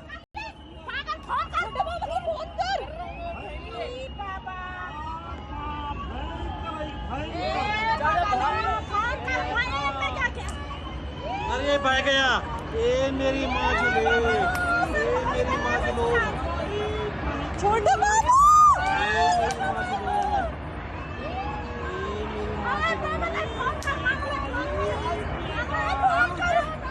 मामा चले गया सेफ जगह, मामा चले गया. വാർത്തയുടെ വിശദാംശങ്ങളുമായി MG മിഥുനുണ്ട്. മിഥുൻ, ഞെട്ടിക്കുന്ന ദൃശ്യങ്ങൾ ആണ് കഴിഞ്ഞ ദിവസം മുതൽ ഈ ദൃശ്യമാധ്യമങ്ങളിലൂടെ വരുന്നത്. ഒരുപക്ഷെ ഇതിൻ്റെ ഒരു താഴ്വരയുടെ ഭാഗമാണ്. മറ്റു പല ഭാഗങ്ങളും ഇതിനോടകം തന്നെ മണ്ണടിഞ്ഞു കഴിഞ്ഞു.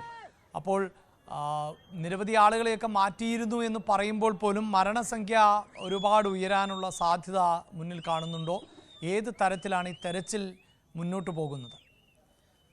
അഭിലാഷ്, രക്ഷാപ്രവർത്തനം ഇപ്പോൾ പുരോഗമിക്കുകയാണ്. പക്ഷേ വലിയ വെല്ലുവിളിയായിരിക്കുന്നത് അവിടെ ശക്തമായ മഴ തുടരുന്നുണ്ട്. മറ്റൊന്ന്, ഈ ധരാലിയിലേക്കുള്ള പ്രധാനപ്പെട്ട പാത അത് ഈ മിന്നൽ പ്രളയത്തിൽ അത് പൂർണ്ണമായും തകർന്നു പോയിട്ടുണ്ട്. അതുകൊണ്ട് തന്നെ നിലവിൽ കൂടുതൽ സേനാ വിഭാഗങ്ങൾക്ക് അങ്ങോട്ട് ഇതുവരെയും എത്താൻ സാധിച്ചിട്ടില്ല എന്നുള്ളതാണ്. ഒപ്പം തന്നെ അത്യാധുനിക സംവിധാനങ്ങൾ അവിടേക്ക് എത്തിക്കേണ്ടതായിട്ടുണ്ട്. കാരണം വലിയ ബഹുനില കെട്ടിടങ്ങളടക്കം പൂർണ്ണമായും മണ്ണിനടിയിലായ ഒരു സ്ഥിതിവിശേഷമാണ്. അതുകൊണ്ട് തന്നെ അവയൊക്കെ നീക്കം ചെയ്തുകൊണ്ട് ഈ കാണാതായവർക്ക് വേണ്ടിയുള്ള തെരച്ചിലാണ് നടത്തേണ്ടതായിട്ടുള്ളത്. ചെളിയൊക്കെ മൂടി അവിടെ കിടക്കുകയാണ്. അതുകൊണ്ട് തന്നെ അവിടേക്ക് എത്താൻ സാധിക്കുന്നില്ല എന്നുള്ളതാണ് ഏറ്റവും പ്രധാനപ്പെട്ട വെല്ലുവിളിയായി ഇപ്പോൾ നിലനിൽക്കുന്നത്. അതിനുവേണ്ടിയുള്ള നടപടികൾ ആരംഭിച്ചിട്ടുണ്ട്.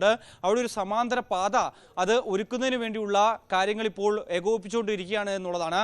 ഈ സ്ഥലം സന്ദർശിക്കുന്നതിന് വേണ്ടി അവിടുത്തെ മുഖ്യമന്ത്രി പുഷ്കർ സിംഗ് ധാമി അവിടേക്ക് പുറപ്പെട്ടിട്ടുണ്ട്. ഒപ്പം തന്നെ കാര്യങ്ങളൊക്കെ തന്നെ പ്രധാനമന്ത്രിയുമായി അദ്ദേഹം ധരിപ്പിക്കുകയും ഒപ്പം തന്നെ എല്ലാവിധ സഹായങ്ങളും കേന്ദ്ര സർക്കാർ വാഗ്ദാനം ചെയ്യുകയും ചെയ്തിട്ടുണ്ട് എന്ന ഒരു പ്രതികരണം അദ്ദേഹം അല്പസമയത്തിന് മുമ്പ് നടത്തുകയും ചെയ്തു. നിലവിലെ സാഹചര്യത്തിൽ 100-ലധികം പേർ ഈ മണ്ണിനടിയിലുണ്ട് എന്നാണ് കണക്കാക്കപ്പെടുന്നത്. ഒരു ഔദ്യോഗിക സ്ഥിരീകരണമല്ല എങ്കിൽ പോലും തന്നെ അതിൽ നിരവധി പേർ ഇപ്പോൾ എവിടെയാണ് അല്ലെങ്കിൽ അവിടെ എത്രത്തോളം ആളുകൾ ഉണ്ടായിരുന്നു എന്നുള്ളൊരു വ്യക്തമായ കണക്കില്ല എന്നുള്ളതാണ്. കാരണം വിനോദസഞ്ചാര മേഖലയാണ്. അവിടെ ഈ പറയുന്ന ഹോം സ്റ്റേകളുണ്ട്, ഒപ്പം തന്നെ മറ്റ് കെട്ടിടങ്ങളുണ്ട്, ഹോട്ടലുകളുണ്ട്. അവിടെയൊക്കെ ഈ വിനോദസഞ്ചാരവുമായി ബന്ധപ്പെട്ട ആളുകൾ അവിടേക്കൊക്കെ കൂടുതൽ ആളുകൾ എത്തുന്നതാണ്. കാരണം ഇതൊരു റെസ്റ്റ് പോയിന്റ് എന്ന രീതിയിലൊക്കെയാണ്. കാരണം മറ്റ് സ്ഥലങ്ങളിലേക്കൊക്കെ പോകുമ്പോൾ, ഗംഗോത്രിയിലേക്കൊക്കെ പോകുന്ന വേളയിൽ വിശ്രമത്തിനായി തിരഞ്ഞെടുക്കുന്ന ഒരു പ്രദേശം കൂടിയാണ്. അത്രത്തോളം അതിമനോഹരമായ ഒരു പ്രദേശമായിരുന്നു. അവിടെ ഗംഗോത്രി നദി ഒക്കെ ഒഴുകിപ്പോകുന്ന ആ പ്രദേശത്തിന് നടുക്കായി ഒരു ചാലുണ്ടായിരുന്നു. ആ ചാലിന് മുകളിലൂടെയാണ് ഈ പൊടുന്നനെ ഈ കഴിഞ്ഞ ദിവസം 1:45 കൂടി ഈ കല്ലും മണ്ണും ഒക്കെയായി ഒഴുകി വലിയൊരു മിന്നൽ പ്രളയം പോലെ വലിയ മണ്ണിടിച്ചിലായി ആ ഒരു ഭാഗം മുഴുവൻ എടുത്തുകൊണ്ട് ഒരു ഗ്രാമത്തെ മുഴുവൻ വിഴുകിക്കൊണ്ട് പോവുകയും ചെയ്ത് അതിൻ്റെ ഞെട്ടിപ്പിക്കുന്ന ദൃശ്യങ്ങളൊക്കെ കാണുകയും ചെയ്തതാണ് നമ്മൾ. ആ സമയത്ത് ആ ദൃശ്യങ്ങളിൽ വ്യക്തമായതാണ് നിരവധി ആളുകൾ ഇതിൽ നിന്ന് ഓടി രക്ഷപ്പെടാൻ ശ്രമിക്കുന്നത്. അപ്പോൾ അവരെയൊക്കെ വിഴുങ്ങിക്കൊണ്ടായിരുന്നു ഈ ഒരു ജലപ്രളയം വന്ന് മറിയുകയും ചെയ്തത്. അതുകൊണ്ട് തന്നെ ഈ മണ്ണിനടിയിൽ നിരവധി ആളുകൾ കുടുങ്ങിക്കിടക്കുന്നുണ്ട് എന്നുള്ള ഒരു വിവരമാണ് നമുക്ക് ലഭ്യമാകുന്നത്. നിലവിൽ 150-ലധികം പേരെ അവിടെ നിന്ന് രക്ഷപ്പെടുത്താൻ സാധിച്ചിട്ടുണ്ട്. ഇപ്പോഴും രക്ഷാപ്രവർത്തനം ഊർജിതമായി തന്നെ പുരോഗമിക്കുകയാണ്. കൂടുതൽ ആളുകളെ അവിടേക്ക് എത്തിക്കേണ്ടതായിട്ടുണ്ട്. സേനാ വിഭാഗങ്ങളെ കൂടുതൽ എത്തിക്കേണ്ടതായിട്ടുണ്ട്. NDRFന്റെ ITBPയുടെ ഒക്കെ സംഘം അവിടെ രക്ഷാപ്രവർത്തനത്തിൽ ഏകോപനത്തിലാണ്. ഒപ്പം തന്നെ അത്യാധുനിക സംവിധാനങ്ങൾ ഞാൻ നേരത്തെ സൂചിപ്പിച്ച പോലെ അവിടേക്ക് എത്തേണ്ടതായിട്ടുണ്ട്. ഈ ബൂം ഹിറ്റാച്ചി പോലത്തെയുള്ള വലിയ ഹിറ്റാച്ചികളുടെയൊക്കെ സേവനം ഈ ഒരു ഘട്ടത്തിൽ ആവശ്യമാണ്. കാരണം ഇത്രത്തോളം മണ്ണ് നീക്കം ചെയ്യേണ്ടതായിട്ടുണ്ട്. അത്രത്തോളം ഒരു 2 നില കെട്ടിടത്തിൻ്റെ ഒക്കെ അത്തരം വലിയ പൊക്കത്തിൽ മണ്ണിങ്ങനെ അടിഞ്ഞു കിടക്കുകയാണ്. അപ്പോൾ അവയൊക്കെ നീക്കം ചെയ്തതിന് ശേഷം മാത്രമേ ഈ ആളുകളെ രക്ഷപ്പെടുത്തുന്നതിന് വേണ്ടിയുള്ള അല്ലെങ്കിൽ അത്തരത്തിൽ അവരെ പുറത്തെടുക്കുന്നതിന് വേണ്ടിയുള്ള ശ്രമങ്ങൾ നടത്താനാവുകയും ചെയ്യും. ഒപ്പം തന്നെ ഈ കടാവർ നായ്ക്കളെയൊക്കെ എത്തിച്ചിട്ടുണ്ട്. പക്ഷേ അതിനൊരു പരിധിയുണ്ട്. ഇത്ര മീറ്റർ താഴേക്ക് ഈ കടാവർ നായ്ക്ക് പോലും മണം പിടിച്ച് എത്താൻ സാധിക്കില്ല എന്നുള്ളതാണ്. അതുകൊണ്ട് ആദ്യം ചെയ്യേണ്ടത് ഈ മണ്ണ് നീക്കം ചെയ്യുക എന്നുള്ളതാണ്. ആ ശ്രമം നടത്തണമെങ്കിൽ ഇവിടേക്ക് ട്രക്കുകളും മറ്റ് സംവിധാനങ്ങളും ഒക്കെ എത്തിക്കേണ്ടതായിട്ടുണ്ട്. അത് എത്തിക്കണമെങ്കിൽ ആദ്യം ഈ സമാന്തര പാത ഒരുക്കണം എന്നുള്ളതാണ്. 1 കിലോമീറ്ററോളം ദൂരം ഈ ഒരു റോഡ് പൂർണ്ണമായും തകർന്ന അവസ്ഥയാണ്. ഇപ്പോഴും അവിടേക്ക് വെള്ളം ഇങ്ങനെ കുതിച്ചെത്തിക്കൊണ്ടിരിക്കുകയാണ്. അവിടെ നിന്ന് പലയിടങ്ങളിലും മണ്ണിടിച്ചിലുണ്ട്.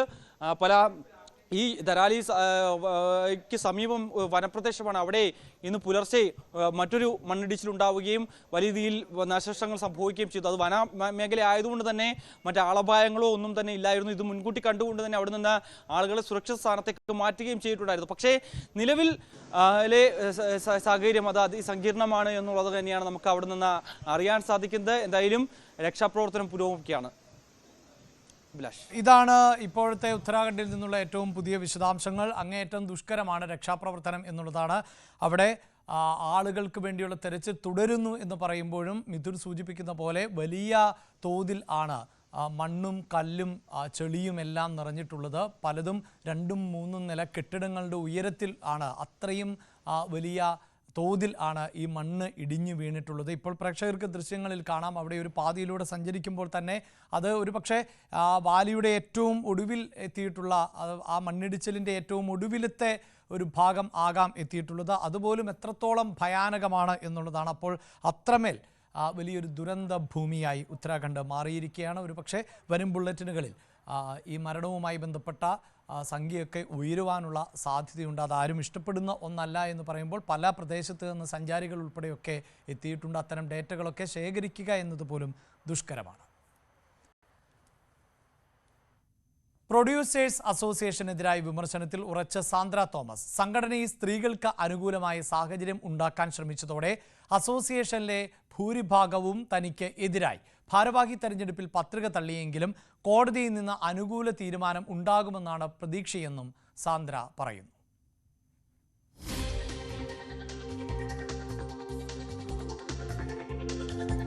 ആജ്ഞയാണ് വിശദാംശങ്ങളുമായി ചേരുന്നത്. ആജ്ഞ, ഇപ്പോൾ ഈ സംഘടനാ തെരഞ്ഞെടുപ്പ് അതിപ്പോൾ അമ്മയിലും നിർമ്മാതാക്കളുടെ സംഘടനയിലുമെല്ലാം വലിയ തോതിൽ ഉള്ള ചർച്ചകൾക്കും വിവാദങ്ങൾക്കും വഴിവെക്കുന്നു. സാന്ദ്ര തോമസിന്റെ പത്രിക തള്ളുന്ന സാഹചര്യം ഉണ്ടാകുന്നു. എന്താണ് സാന്ദ്ര പറയുന്നത്?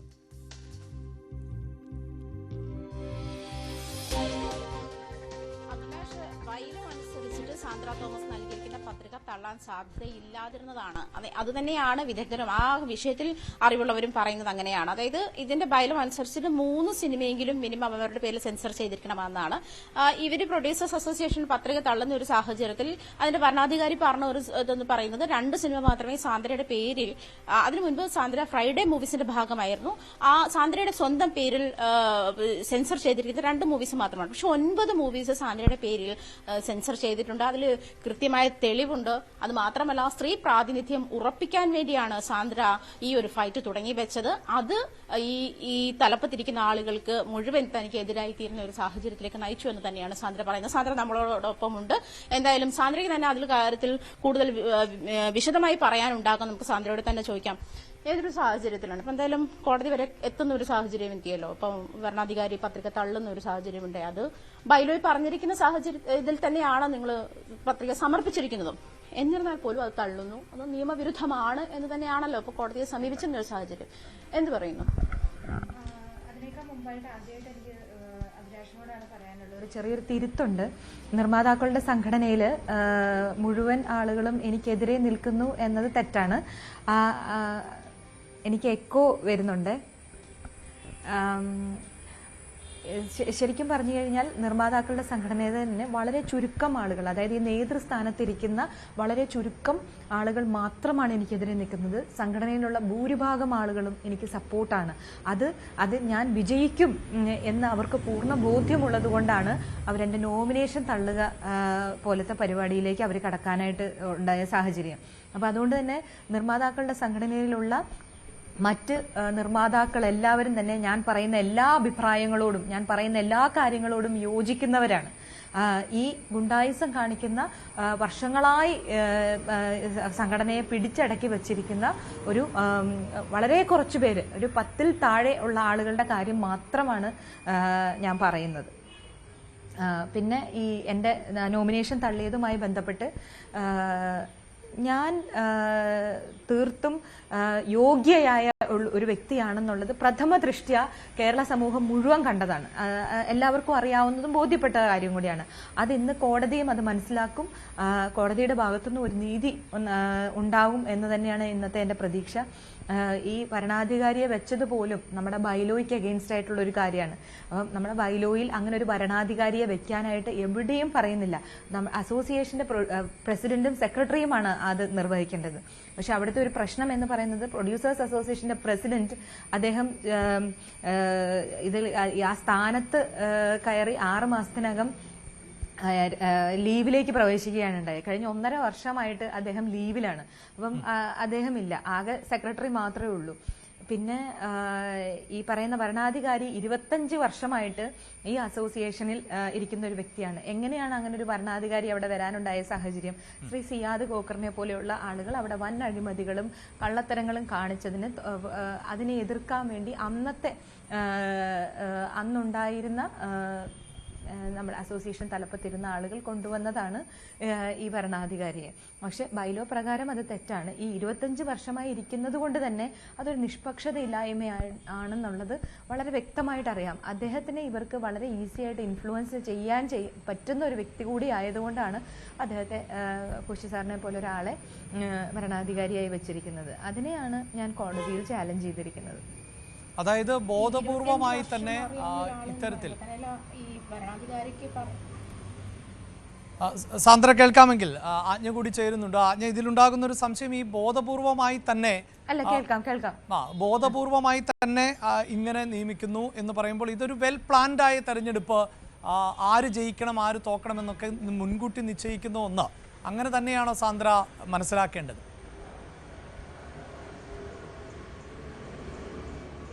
തീർച്ചയായിട്ടും ഇത് അവർ വളരെ പ്ലാൻ ചെയ്ത് നടത്തിയൊരു നാടകമായിരുന്നു കഴിഞ്ഞ ദിവസം നിങ്ങൾ എല്ലാവരും കണ്ട് ഈ സ്ക്രൂട്ടിനി എന്ന് പറയുന്നത്. ഇതുവരെ ഒരു അസോസിയേഷനും സ്ക്രൂട്ടിനിക്ക് മാധ്യമപ്രവർത്തകരെ അകത്ത് കയറ്റിയിട്ടുണ്ടാവില്ല.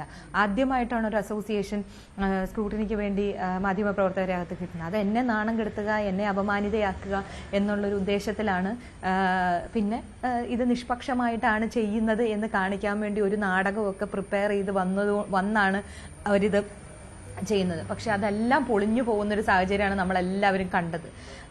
ഇത് ഞാൻ അസോസിയേഷനിലേക്ക് വരികയാണെങ്കിൽ, ഞാൻ എൻ്റെ തലപ്പത്തേക്ക് വരികയാണെങ്കിൽ, തലപ്പത്ത് എന്നത് പോട്ടെ, ഞാൻ എക്സിക്യൂട്ടീവ് കമ്മിറ്റിയിലെങ്കിലും വന്നു കഴിഞ്ഞാൽ അവർ കൂട്ടരാജി വയ്ക്കും എന്നുള്ളതാണ് അവരുടെ നിലപാട്. അപ്പോൾ എന്നെ അത്രയ്ക്കധികം അവർ ഭയക്കുകയാണ്. എന്തിനാണ് ഭയക്കുന്നത്? അവർ ഭയക്കുന്നത് അവരുടെ അഴിമതികൾ ഞാൻ വെളിയിൽ കൊണ്ടുവരുമെന്നുള്ള ബോധ്യം അവർക്കുള്ളത് കൊണ്ടാണ്. പ്രൊഡ്യൂസേഴ്സ് അസോസിയേഷൻ്റെ പേരിൽ ഇത്രയും വർഷങ്ങളായി നടത്തിക്കൊണ്ടുവന്നിരുന്ന വൻ അഴിമതി, അതായത് കോടാനുകോടി പൈസയുടെ അഴിമതി, ഈ പറയുന്ന വ്യക്തിത്വങ്ങളെല്ലാം ജീവിത ചെലവ് നടത്തുന്നത് ഈ അസോസിയേഷൻ്റെ, ഈ പാവപ്പെട്ട നിർമ്മാതാക്കളുടെ കാശിൽ അഴിമതി കാണിച്ചുകൊണ്ടാണ്. അപ്പം ഇന്ന് മറ്റൊരു നിർമ്മാതാവ് ശ്രീ ശശി അയ്യഞ്ചിറ, നമ്മുടെ നിർമ്മാതാക്കളുടെ സംഘടനയുടെ സെക്രട്ടറിയായി 6 വർഷം ഉണ്ടായിരുന്ന ഒരു വ്യക്തിയാണ്. അദ്ദേഹം ഇന്ന് മാധ്യമങ്ങളിലൂടെ പറഞ്ഞിട്ടുണ്ട്, ഈ പറയുന്ന അസോസിയേഷൻ നേതാക്കൾ നടത്തുന്ന അഴിമതിയെ അദ്ദേഹം തുറന്നു കാണിച്ചിട്ടുണ്ട്. അപ്പം ഞാൻ ഈ പറയുന്നതെല്ലാം സത്യമാണ്, ഞാൻ ഈ പറയുന്നതിലെല്ലാം കാര്യമുണ്ട് എന്ന് മറ്റൊരു വ്യക്തി കൂടി ഇന്ന് പുറത്തേക്ക് വന്ന് പറഞ്ഞിരിക്കുകയാണ്. ഇത് സംഘടനയിലുള്ള എല്ലാവർക്കും അറിയാവുന്ന കാര്യങ്ങളൊക്കെ തന്നെയാണ്. പക്ഷേ ഈ ഗുണ്ടകളായ കുറച്ചു പേര് അവരുടെ ഗുണ്ടായിസം ഉപയോഗിച്ചുകൊണ്ട് ഇതിനെ അടിച്ചമർത്തി വെച്ചിരിക്കുകയാണ്. അതിനെയാണ് ഇപ്പൊ ശശി അയ്യഞ്ചിറയെ പോലെയുള്ള നിർമ്മാതാക്കൾ പുറത്തേക്ക് വന്ന് ഇതാണ് ഇവിടെ നടക്കുന്നത് എന്ന് പുറത്തേക്ക് പറഞ്ഞത്. ഈ അസോസിയേഷന്റെ പേരിൽ അസോസിയേഷന്റെ നിർമ്മാതാക്കളെ, മറ്റ് പാവപ്പെട്ട നിർമ്മാതാക്കളെ തെറ്റിദ്ധരിപ്പിച്ചുകൊണ്ട് ഇവർ മറ്റൊരു പ്രൈവറ്റ് കമ്പനി തുടങ്ങി അവർ അതിൻ്റെ എല്ലാ എന്താ പറയുക, കോടിക്കണക്കിന് പൈസയാണ്, അതെല്ലാം എൻജോയ് ചെയ്തുകൊണ്ടിരിക്കുന്ന ആളുകളാണ്. അത് വിട്ടുകൊടുക്കാൻ തയ്യാറാവാത്തതാണ്. ഇതിനകത്ത് അധികാരമോഹത്തിനപ്പുറത്ത് ഒരു പണത്തിന്റെ ഒരു പ്രശ്നം കൂടിയുണ്ട്. അതുകൊണ്ടാണ് അവർ ഈ അധികാരം വിട്ടുതരാൻ തയ്യാറാവാത്തത്. ഇതിൽ സാന്ദ്ര, ഇതിപ്പോൾ ഈ പ്രൊഡ്യൂസർമാർ മാത്രമാണോ ഉള്ളത്? അതിനപ്പുറത്ത് ബാഹ്യമായ ഇടപെടലുകൾ നടക്കുന്നുണ്ടോ?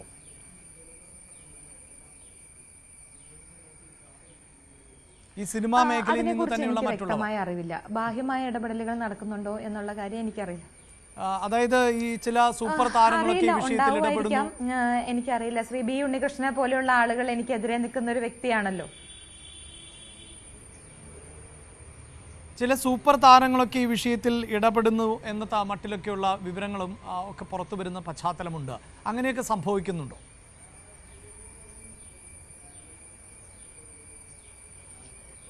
അതിനെക്കുറിച്ചൊന്നും എനിക്ക് കൂടുതലായിട്ട് പറയാനില്ല. കാര്യം അത് ഓരോരുത്തരും ആത്മപരിശോധന നടത്തേണ്ട കാര്യങ്ങളാണ്. നമ്മൾ ഇടപെടുന്ന വിഷയം എന്താണ്, അതിൻ്റെ മെറിറ്റ് എന്താണ്, അതിനകത്ത് സത്യം എന്താണ് എന്ന് ഒരു ആത്മപരിശോധന നടത്തി വേണം എന്ത് കാര്യത്തിലേക്കും ഇടപെടാൻ എന്നുള്ളതാണ് എൻ്റെ ഒരു എളിയ അഭിപ്രായം. അത്രേ എനിക്ക് ഇതിനെക്കുറിച്ച് പറയാനായിട്ടുള്ളൂ. അതിലൊരു കാര്യം, തീർച്ചയായും താങ്കൾക്ക് പരിമിതി ഉണ്ട് എന്ന് എനിക്കറിയാം. അങ്ങനെ ആരെങ്കിലും ഒക്കെ ബന്ധപ്പെടാറുണ്ടോ? പ്രൊഡ്യൂസേഴ്സ് അസോസിയേഷനുമായി ബന്ധപ്പെട്ടിട്ട് ഒരു അല്ല, അതാ ഞാൻ പറഞ്ഞത്, ഇൻഡസ്ട്രിയിൽ നിന്ന് ഒരുപാട് പേര് വിളിച്ചിരുന്നു, അവരുടെ സപ്പോർട്ട് അറിയിച്ചിരുന്നു. ഞാനിപ്പോൾ അത് മാത്രമേ കാണുന്നുള്ളൂ. ഒരുപാട് നടന്മാരായാലും നടിമാരായാലും ഡയറക്ടേഴ്സ് ആയാലും മറ്റു മേഖലകളിൽ ഇപ്പോൾ പോലും ഇന്നലെ പോലും ഒരു ഡയറക്ടർ, വളരെ പ്രോമിനൻ്റ് ആയിട്ടുള്ള ഒരു ഡയറക്ടറാണ് എന്നെ വിളിച്ച് പറഞ്ഞത് എന്താണെന്ന് വെച്ചാൽ, സാൻഡ്ര, ഞാൻ ചെയ്ത് കഴിഞ്ഞൊരു സിനിമയുണ്ട്, അത് സാൻഡ്രയുടെ പേരിൽ ഞാൻ സെൻസർ ചെയ്ത് തരാം എന്നാ പറഞ്ഞത്. കാര്യം ഒരു സെൻസർ സർട്ടിഫിക്കറ്റിന്റെ കുറവാണ് അവർ പറയുന്നതെങ്കിൽ അത് ഞാൻ സാൻഡ്രയുടെ പേരിൽ സെൻസർ ചെയ്ത് തരാമെന്ന് പറയുന്നത്. അപ്പം അതിൽ കൂടുതൽ എനിക്ക് എന്ത് വേണം? അത്രയും വലിയൊരു സപ്പോർട്ടാണ് എനിക്കുള്ളത്. തീർച്ചയായിട്ടും ഉണ്ട്. അവരിപ്പം ഉന്നയിക്കുന്ന ഒരു കാര്യം, സാൻഡ്ര തോമസ് പ്രൊഡക്ഷൻസിന്റെ പേരിൽ 3 സെൻസർ സർട്ടിഫിക്കറ്റ് ഇല്ല എന്നുള്ളതാണ്. സാൻഡ്ര തോമസ് പ്രൊഡക്ഷൻസിന്റെ പേരിൽ 2 സെൻസർ സർട്ടിഫിക്കറ്റേ ഉള്ളൂ. പക്ഷെ ഇന്നോവേറ്റീവ് ഫിലിം കോൺസെപ്റ്റ്സിൽ ഞാനായിരുന്നു എൻ്റെ പപ്പയും ഞാനും ഉള്ള കമ്പനിയാണ്, അതിൽ ഞാനായിരുന്നു. അതിലാണ് ഫ്രൈഡേ എന്ന് പറഞ്ഞ സിനിമ ചെയ്തത്. അത് എൻ്റെ പേരിലാണ് സെൻസർ ചെയ്തേക്കുന്നത്. അതിനുശേഷം വന്ന സക്രയുടെ ഗർഭിണികൾ, മങ്കിപ്പൻ, അടികപ്പിയാരെ കൂട്ടമണി, ആട്, പെരിച്ചാഴി, മുദ്ദുഗൗ, ഇങ്ങനെയുള്ള സിനിമകളെല്ലാം എൻ്റെ പേരിലാണ് സെൻസർ ചെയ്തേക്കുന്നത്. അപ്പം സെൻസർ സർട്ടിഫിക്കറ്റ് ഇല്ല എന്ന് അവർക്ക് പറയാൻ പറ്റില്ല. ഈ ഹേമ കമ്മിറ്റി റിപ്പോർട്ട് പുറത്തു വന്ന സമയത്ത് സാന്ദ്ര ഈ പ്രൊഡ്യൂസേഴ്സ് അസോസിയേഷൻ താല്പര്യമുള്ള ആളുകൾക്കെതിരെ പരാതിയുമായി രംഗത്തെത്തിയിരുന്നു. അതായത് തൊഴിൽ പീഡനം, നിങ്ങളുടെ സിനിമ സെറ്റിലെ തൊഴിൽ പീഡനം പരിഹരിക്കുന്നതിനുമായിട്ടാണ് സാന്ദ്ര അന്ന് അവരെ സമീപിച്ചത്. പക്ഷെ ആ സമയത്തുണ്ടായ പ്രശ്നങ്ങൾ നമുക്കെല്ലാം അറിയാം. അത് ലൈംഗിക അതിക്രമം വരെ എത്തുന്ന ഒരു സാഹചര്യത്തിലേക്ക്. ഈ ഒരു സാഹചര്യമാണോ ഇപ്പോഴും നിലനിൽക്കുന്ന ഈ, അതായത് പത്രിക തള്ളുന്ന, മനഃപൂർവ്വം പത്രിക തള്ളുന്ന, അല്ലെങ്കിൽ അതിന് വേണ്ടിയിട്ടുള്ള സാഹചര്യം ഒരുക്കുന്ന, ഇപ്പം മാധ്യമപ്രവർത്തകരെ വരെ വിളിച്ചു വരുത്തി എന്ന് സാന്ദ്ര പറഞ്ഞല്ലോ. അതായത് സാന്ദ്രയുടെ പത്രിക ഞങ്ങൾ തള്ളാൻ പോവുകയാണ്, അത് എല്ലാവരും അറിയിക്കണം എന്നുള്ള ഒരു ഇതിലേക്കാണ്. അങ്ങനെ തന്നെയാണ് സാന്ദ്രയ്ക്ക് മനസ്സിലാവുന്നത്. അതെ, അത് വല്ലാത്തൊരു സാഡിസം ഉള്ള ഒരു ആൾക്കാരാണ് ഈ പ്രൊഡ്യൂസേഴ്സ് അസോസിയേഷന്റെ തലപ്പത്തിരിക്കുന്ന ആളുകൾ. അതിന്റെ ഭാഗമായിട്ടാണ് ഇന്നലെ അത് നടന്നത്. പക്ഷേ ഇതിനകത്ത് അല്ല, ഞാൻ ഇനി കൂടുതൽ അവരെ ആക്രമിക്കാനോ അല്ലെങ്കിൽ അവരോട് കാര്യം ഇതെല്ലാം പൊതുസമൂഹം കണ്ടു കഴിഞ്ഞു. അതിലേക്ക് കൂടുതലായിട്ട് ഞാനിപ്പോൾ പോകാനായിട്ട് ആഗ്രഹിക്കുന്നില്ല. എല്ലാവർക്കും വ്യക്തമാണ് കാര്യങ്ങൾ. ഞാൻ എന്താണ് അനുഭവിച്ചത് എന്നുള്ളത്, ഞാൻ എന്തുകൊണ്ട് പുറത്തേക്ക് വന്ന് കംപ്ലൈൻറ്റുമായി മുന്നോട്ട് വന്നു. എനിക്കുണ്ടായ ഒരു ദുരനുഭവം ഇനി മറ്റൊരു സ്ത്രീക്ക് ഉണ്ടാവരുത്. അത് മറ്റു സ്ത്രീകൾക്കുണ്ടാവുന്നു എന്ന് ഹേമ കമ്മിറ്റിയിലൂടെ ബോധ്യമായി. അതുവരേക്കും ഞാൻ സംസാരിച്ചിട്ടില്ല, അതുവരേക്കും ഞാൻ പുറത്തേക്ക് വന്ന് മിണ്ടിയിട്ടില്ല. ഞാൻ ഉള്ളിൽ തന്നെ നിന്ന് ഞാൻ അവരോടാ പറഞ്ഞുകൊണ്ടിരുന്നത്, നിങ്ങൾ എന്നോട് ചെയ്തത് ശരിയായില്ല, അത് മോശമാണ്. ഒരു സ്ത്രീ എന്ന് ഞാൻ നിങ്ങളുടെ കൂട്ടത്തിലൊരാളാണ്, ഞാൻ നിങ്ങളുടെ ഒപ്പം നിൽക്കുന്ന ഒരാളാണ്, ഞാൻ നിങ്ങളെ കുടുംബാംഗങ്ങളെ പോലെ കാണുന്ന ഒരാളാണ്, ഞാൻ ഇനിയും നിങ്ങളുടെ മുന്നിൽ തന്നെ വന്ന് ചേട്ടാന്ന് വിളിച്ച് നിൽക്കണ്ടേ എന്നുള്ളതായിരുന്നു എന്നെ സംബന്ധിച്ചിടത്തോളം ഏറ്റവും വലിയൊരു വിഷമം. ആ സമയത്താണ് ഹേമ കമ്മിറ്റി റിപ്പോർട്ട് പുറത്തു വരുന്നതും മറ്റു സ്ത്രീകൾ ഇതേപോലെ തന്നെ ബുദ്ധിമുട്ട് അനുഭവിക്കുന്നുണ്ടെന്ന് മനസ്സിലാവുന്നതും. അപ്പോഴാണ് ഞാൻ ശരി, ഇതിന് നിങ്ങൾ പരിഹാരമുണ്ടാക്കണം. എൻ്റെ കേസിന് പരിഹാരമുണ്ടാക്കാനല്ല പറഞ്ഞത്, എന്നോടൊരു മാപ്പ് പറയാൻ പോലും ഞാൻ പറഞ്ഞിട്ടില്ല. ആ മാപ്പ് പറഞ്ഞിരുന്നെങ്കിൽ അത് എന്നേ തീർന്നു പോയേനെ. സാന്ദ്ര, ഞങ്ങൾക്കൊരു അബദ്ധം പറ്റിപ്പോയി, ക്ഷമിച്ചു കളാ, പോട്ടെ എന്ന് പറഞ്ഞെങ്കിൽ അത് അവിടെ അവസാനിച്ചേനെ. അതിനു പകരം അതിനെ കൂടുതൽ അഗ്രിവേറ്റ് ചെയ്യാനായിട്ടാണ് അവർ ശ്രമിച്ചത്. അപ്പം മറ്റ് സ്ത്രീകൾക്ക് ബുദ്ധിമുട്ടുണ്ടാവുന്നു എന്നുള്ളത് വളരെ എവിഡൻ്റായി പുറത്തേക്ക് വന്ന് പലരും പറയാനായിട്ട് തുടങ്ങിയപ്പോൾ ഞാൻ അതിൽ ഇടപെട്ട് ഞാൻ എൻ്റെ അസോസിയേഷനോടാണ് പറഞ്ഞത്, നമ്മളാണ് ഇതിൻ്റെ എപെക്സ് ബോഡി എന്ന് പറയുന്നത്, നമ്മളാണ് നിർമ്മാതാക്കൾ, നമുക്കാണ് ഇവിടെ ചേഞ്ചസ് കൊണ്ടുവരാനായിട്ട് പറ്റുന്നത്. അപ്പം സ്ത്രീകൾക്ക് വേണ്ട സുരക്ഷ നമ്മൾ ഒരുക്കിക്കൊടുക്കും, നമ്മളെ കൊണ്ട് പറ്റാവുന്നത് പോലെ. അതായത് ഒരുപാട് പൈസ മുടക്കിയും നഷ്ടം വരുന്ന രീതിയിലല്ല, നമുക്ക് പറ്റാവുന്ന രീതിയിലുള്ള സ്ത്രീ സുരക്ഷ ഉറപ്പാക്കണം എന്ന് പറഞ്ഞ് നമുക്ക് ചെയ്യാൻ പറ്റുന്ന കുറേ കാര്യങ്ങളുടെ സജഷൻസും ഞാൻ കൊടുത്തിരുന്നു. അതിനെ അവർ നഖശിഖാന്തം എതിർക്കുകയും മാത്രമല്ല അതിന് പകരം സാന്ദ്ര എന്താണെന്ന് വെച്ചാൽ പോയി ചെയ്യ്, ഞങ്ങൾക്കൊന്നുമില്ല, ഞങ്ങളോട് അമ്മയിൽ നിന്ന് പറഞ്ഞിട്ടുണ്ട് ഇതിനകത്ത് പ്രതികരിക്കണ്ട എന്നുള്ളത്. അപ്പോഴാണ് ഞാൻ അവരോട് ചോദിച്ചത്, ഇത് അമ്മയുടെ ഉപസംഘടനയാണോ നിർമ്മാതാക്കളുടെ സംഘടന എന്ന് എനിക്ക് ചോദിക്കേണ്ടതായി വന്നത് അവിടെയാണ്.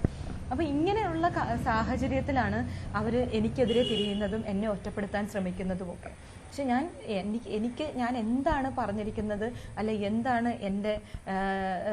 എൻ്റെ ഭാഗത്തുള്ള ന്യായം എന്നുള്ള കാര്യത്തിൽ എനിക്ക് ഉത്തമ ബോധ്യമുണ്ട്. അതുകൊണ്ട് തന്നെ അന്തിമ വിജയം എനിക്ക് തന്നെ ആയിരിക്കും എന്ന് ഞാൻ ഉറച്ചു വിശ്വസിക്കുന്നു. കോടതിയിൽ ഇപ്പോൾ കേസുമായി ബന്ധപ്പെട്ട് മുന്നോട്ട് പോകുന്നുണ്ട്. സാന്ദ്ര നേരത്തെ പറഞ്ഞതുപോലെ ഇത്തരത്തിലൊരു വാദമുഖം ഉന്നയിച്ചത് അത് തീർത്തും നിയമപരമല്ല. അതായത് ഈ ബൈലോ അനുസരിച്ചിട്ട് ഉള്ള എല്ലാ പ്രൊസീജിയറും സാന്ദ്ര പാലിച്ചിട്ടുണ്ട്. അങ്ങനെയെങ്കിൽ എന്താണ് കോടതി വിധിയിൽ അല്ലെങ്കിൽ കോടതിയുടെ ഭാഗത്തുനിന്നും പ്രതീക്ഷിക്കുന്നത്? തീർച്ചയായിട്ടും പ്രഥമ ദൃഷ്ടിയ നീതികേടാണല്ലോ സംഭവിച്ചിരിക്കുന്നത്. അതുകൊണ്ട് തന്നെ അത് കോടതിയുടെ ശ്രദ്ധയിലും പെടുമെന്ന് ഞാൻ വിചാരിക്കുന്നു. അപ്പം നീതി കിട്ടുമെന്ന് തന്നെയാണ് എൻ്റെ പ്രതീക്ഷ. ഒരു കാര്യം കൂടി ചോദിക്കട്ടെ, അതായത് ഈ നേരത്തെ ഈ പരാതിപ്പെട്ടിരുന്ന ആളുകൾ അവരുടെ കയ്യിൽ കുറെ കാലമായി പ്രൊഡ്യൂസേഴ്സ് അസോസിയേഷന്റെ ഭരണം ഇരിക്കുന്നു. ഇതിലൊരു അടിച്ചുതെളി ആവശ്യമാണ് നിലനിൽക്കുന്ന സാഹചര്യമാണല്ലോ ഇപ്പോൾ സാധനം മുന്നോട്ട് വയ്ക്കുന്നത്.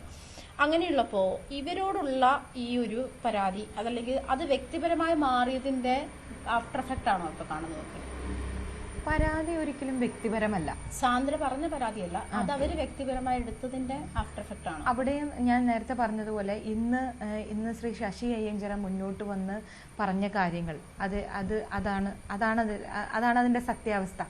അതായത് അവര് ഭയക്കുന്നത് അവര് അസോസിയേഷന്റെ പേരിൽ നടത്തിയ അഴിമതികൾ ഇത് പുറത്തേക്ക് വരുമെന്നാണ് അവർ ഭയന്നത്. അതിൻ്റെ പേരിൽ അവർക്ക് നഷ്ടമാകാൻ പോകുന്ന കോടിക്കണക്കിന് പൈസ, അതിനെയാണ് അവർ ഭയന്നത്. അല്ലാതെ അവരുടെ അധികാരത്തിനെയോ അല്ലെങ്കിൽ ഒരു സ്ത്രീ അവർക്കെതിരെ നിൽക്കുന്നതിൻ്റെയോ ഒന്നുമല്ല. അവർ ഭയന്നത് മുഴുവൻ അവരുടെ കയ്യിൽ നിന്ന് നഷ്ടമാകാൻ പോകുന്ന കോടിക്കണക്കിന് പൈസ, അതിൻ്റെ പേരിൽ നടത്തുന്ന അഴിമതികൾ, ഈ പറയുന്ന പാവപ്പെട്ട നിർമ്മാതാക്കളെ എല്ലാം മണ്ടന്മാരാക്കിക്കൊണ്ട് ഒരു കമ്പനി തുടങ്ങുകയും ആ കമ്പനിയുടെ പേരിൽ അഴിമതി നടത്തുകയും ചെയ്യുന്നതിനെയാണ് ഞാൻ തുറന്നു കാണിക്കാനായിട്ട് ശ്രമിച്ചത്.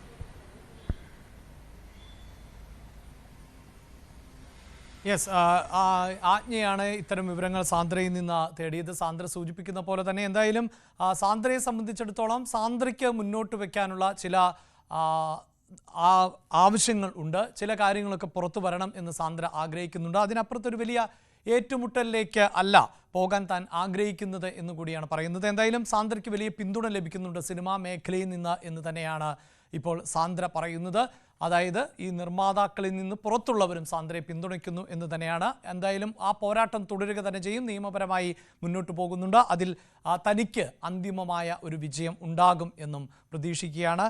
ആജ്ഞയാണ് സാന്ദ്രയിൽ നിന്ന് കൂടുതൽ വിശദാംശങ്ങൾ തേടിയത്. ഉറപ്പായും വരും മണിക്കൂറുകളിൽ ഒരുപക്ഷെ സാന്ദ്രയുടെ ഈ പ്രതികരണത്തിന്മേലുമൊക്കെ പലർക്കും പലതും പറയാൻ ഉണ്ടാകും എന്ന് വേണം നമുക്ക് പ്രതീക്ഷിക്കാൻ. ന്യൂസ് ട്രെൻഡ്സ് ആണ് ഇടവേളയ്ക്ക് ശേഷം. അതിൽ ധർമ്മസ്ഥലയിൽ നിന്നുള്ള തെരച്ചിൽ ഇന്ന് ഏറ്റവും നിർണായകമാകുന്ന ദിവസമാണ്. ഉത്തരാഖണ്ഡിലെ നിരവധിയായ ആളുകളുടെ ജീവൻ ഇപ്പോഴും മണ്ണിനടിയിലാണോ എന്ന സംശയമുണ്ട്. അത്തരം വാർത്തകളൊക്കെയായി ന്യൂസ് ട്രെൻഡ്സ് ഇടവേളയ്ക്ക് ശേഷം തുടരും. നമസ്കാരം.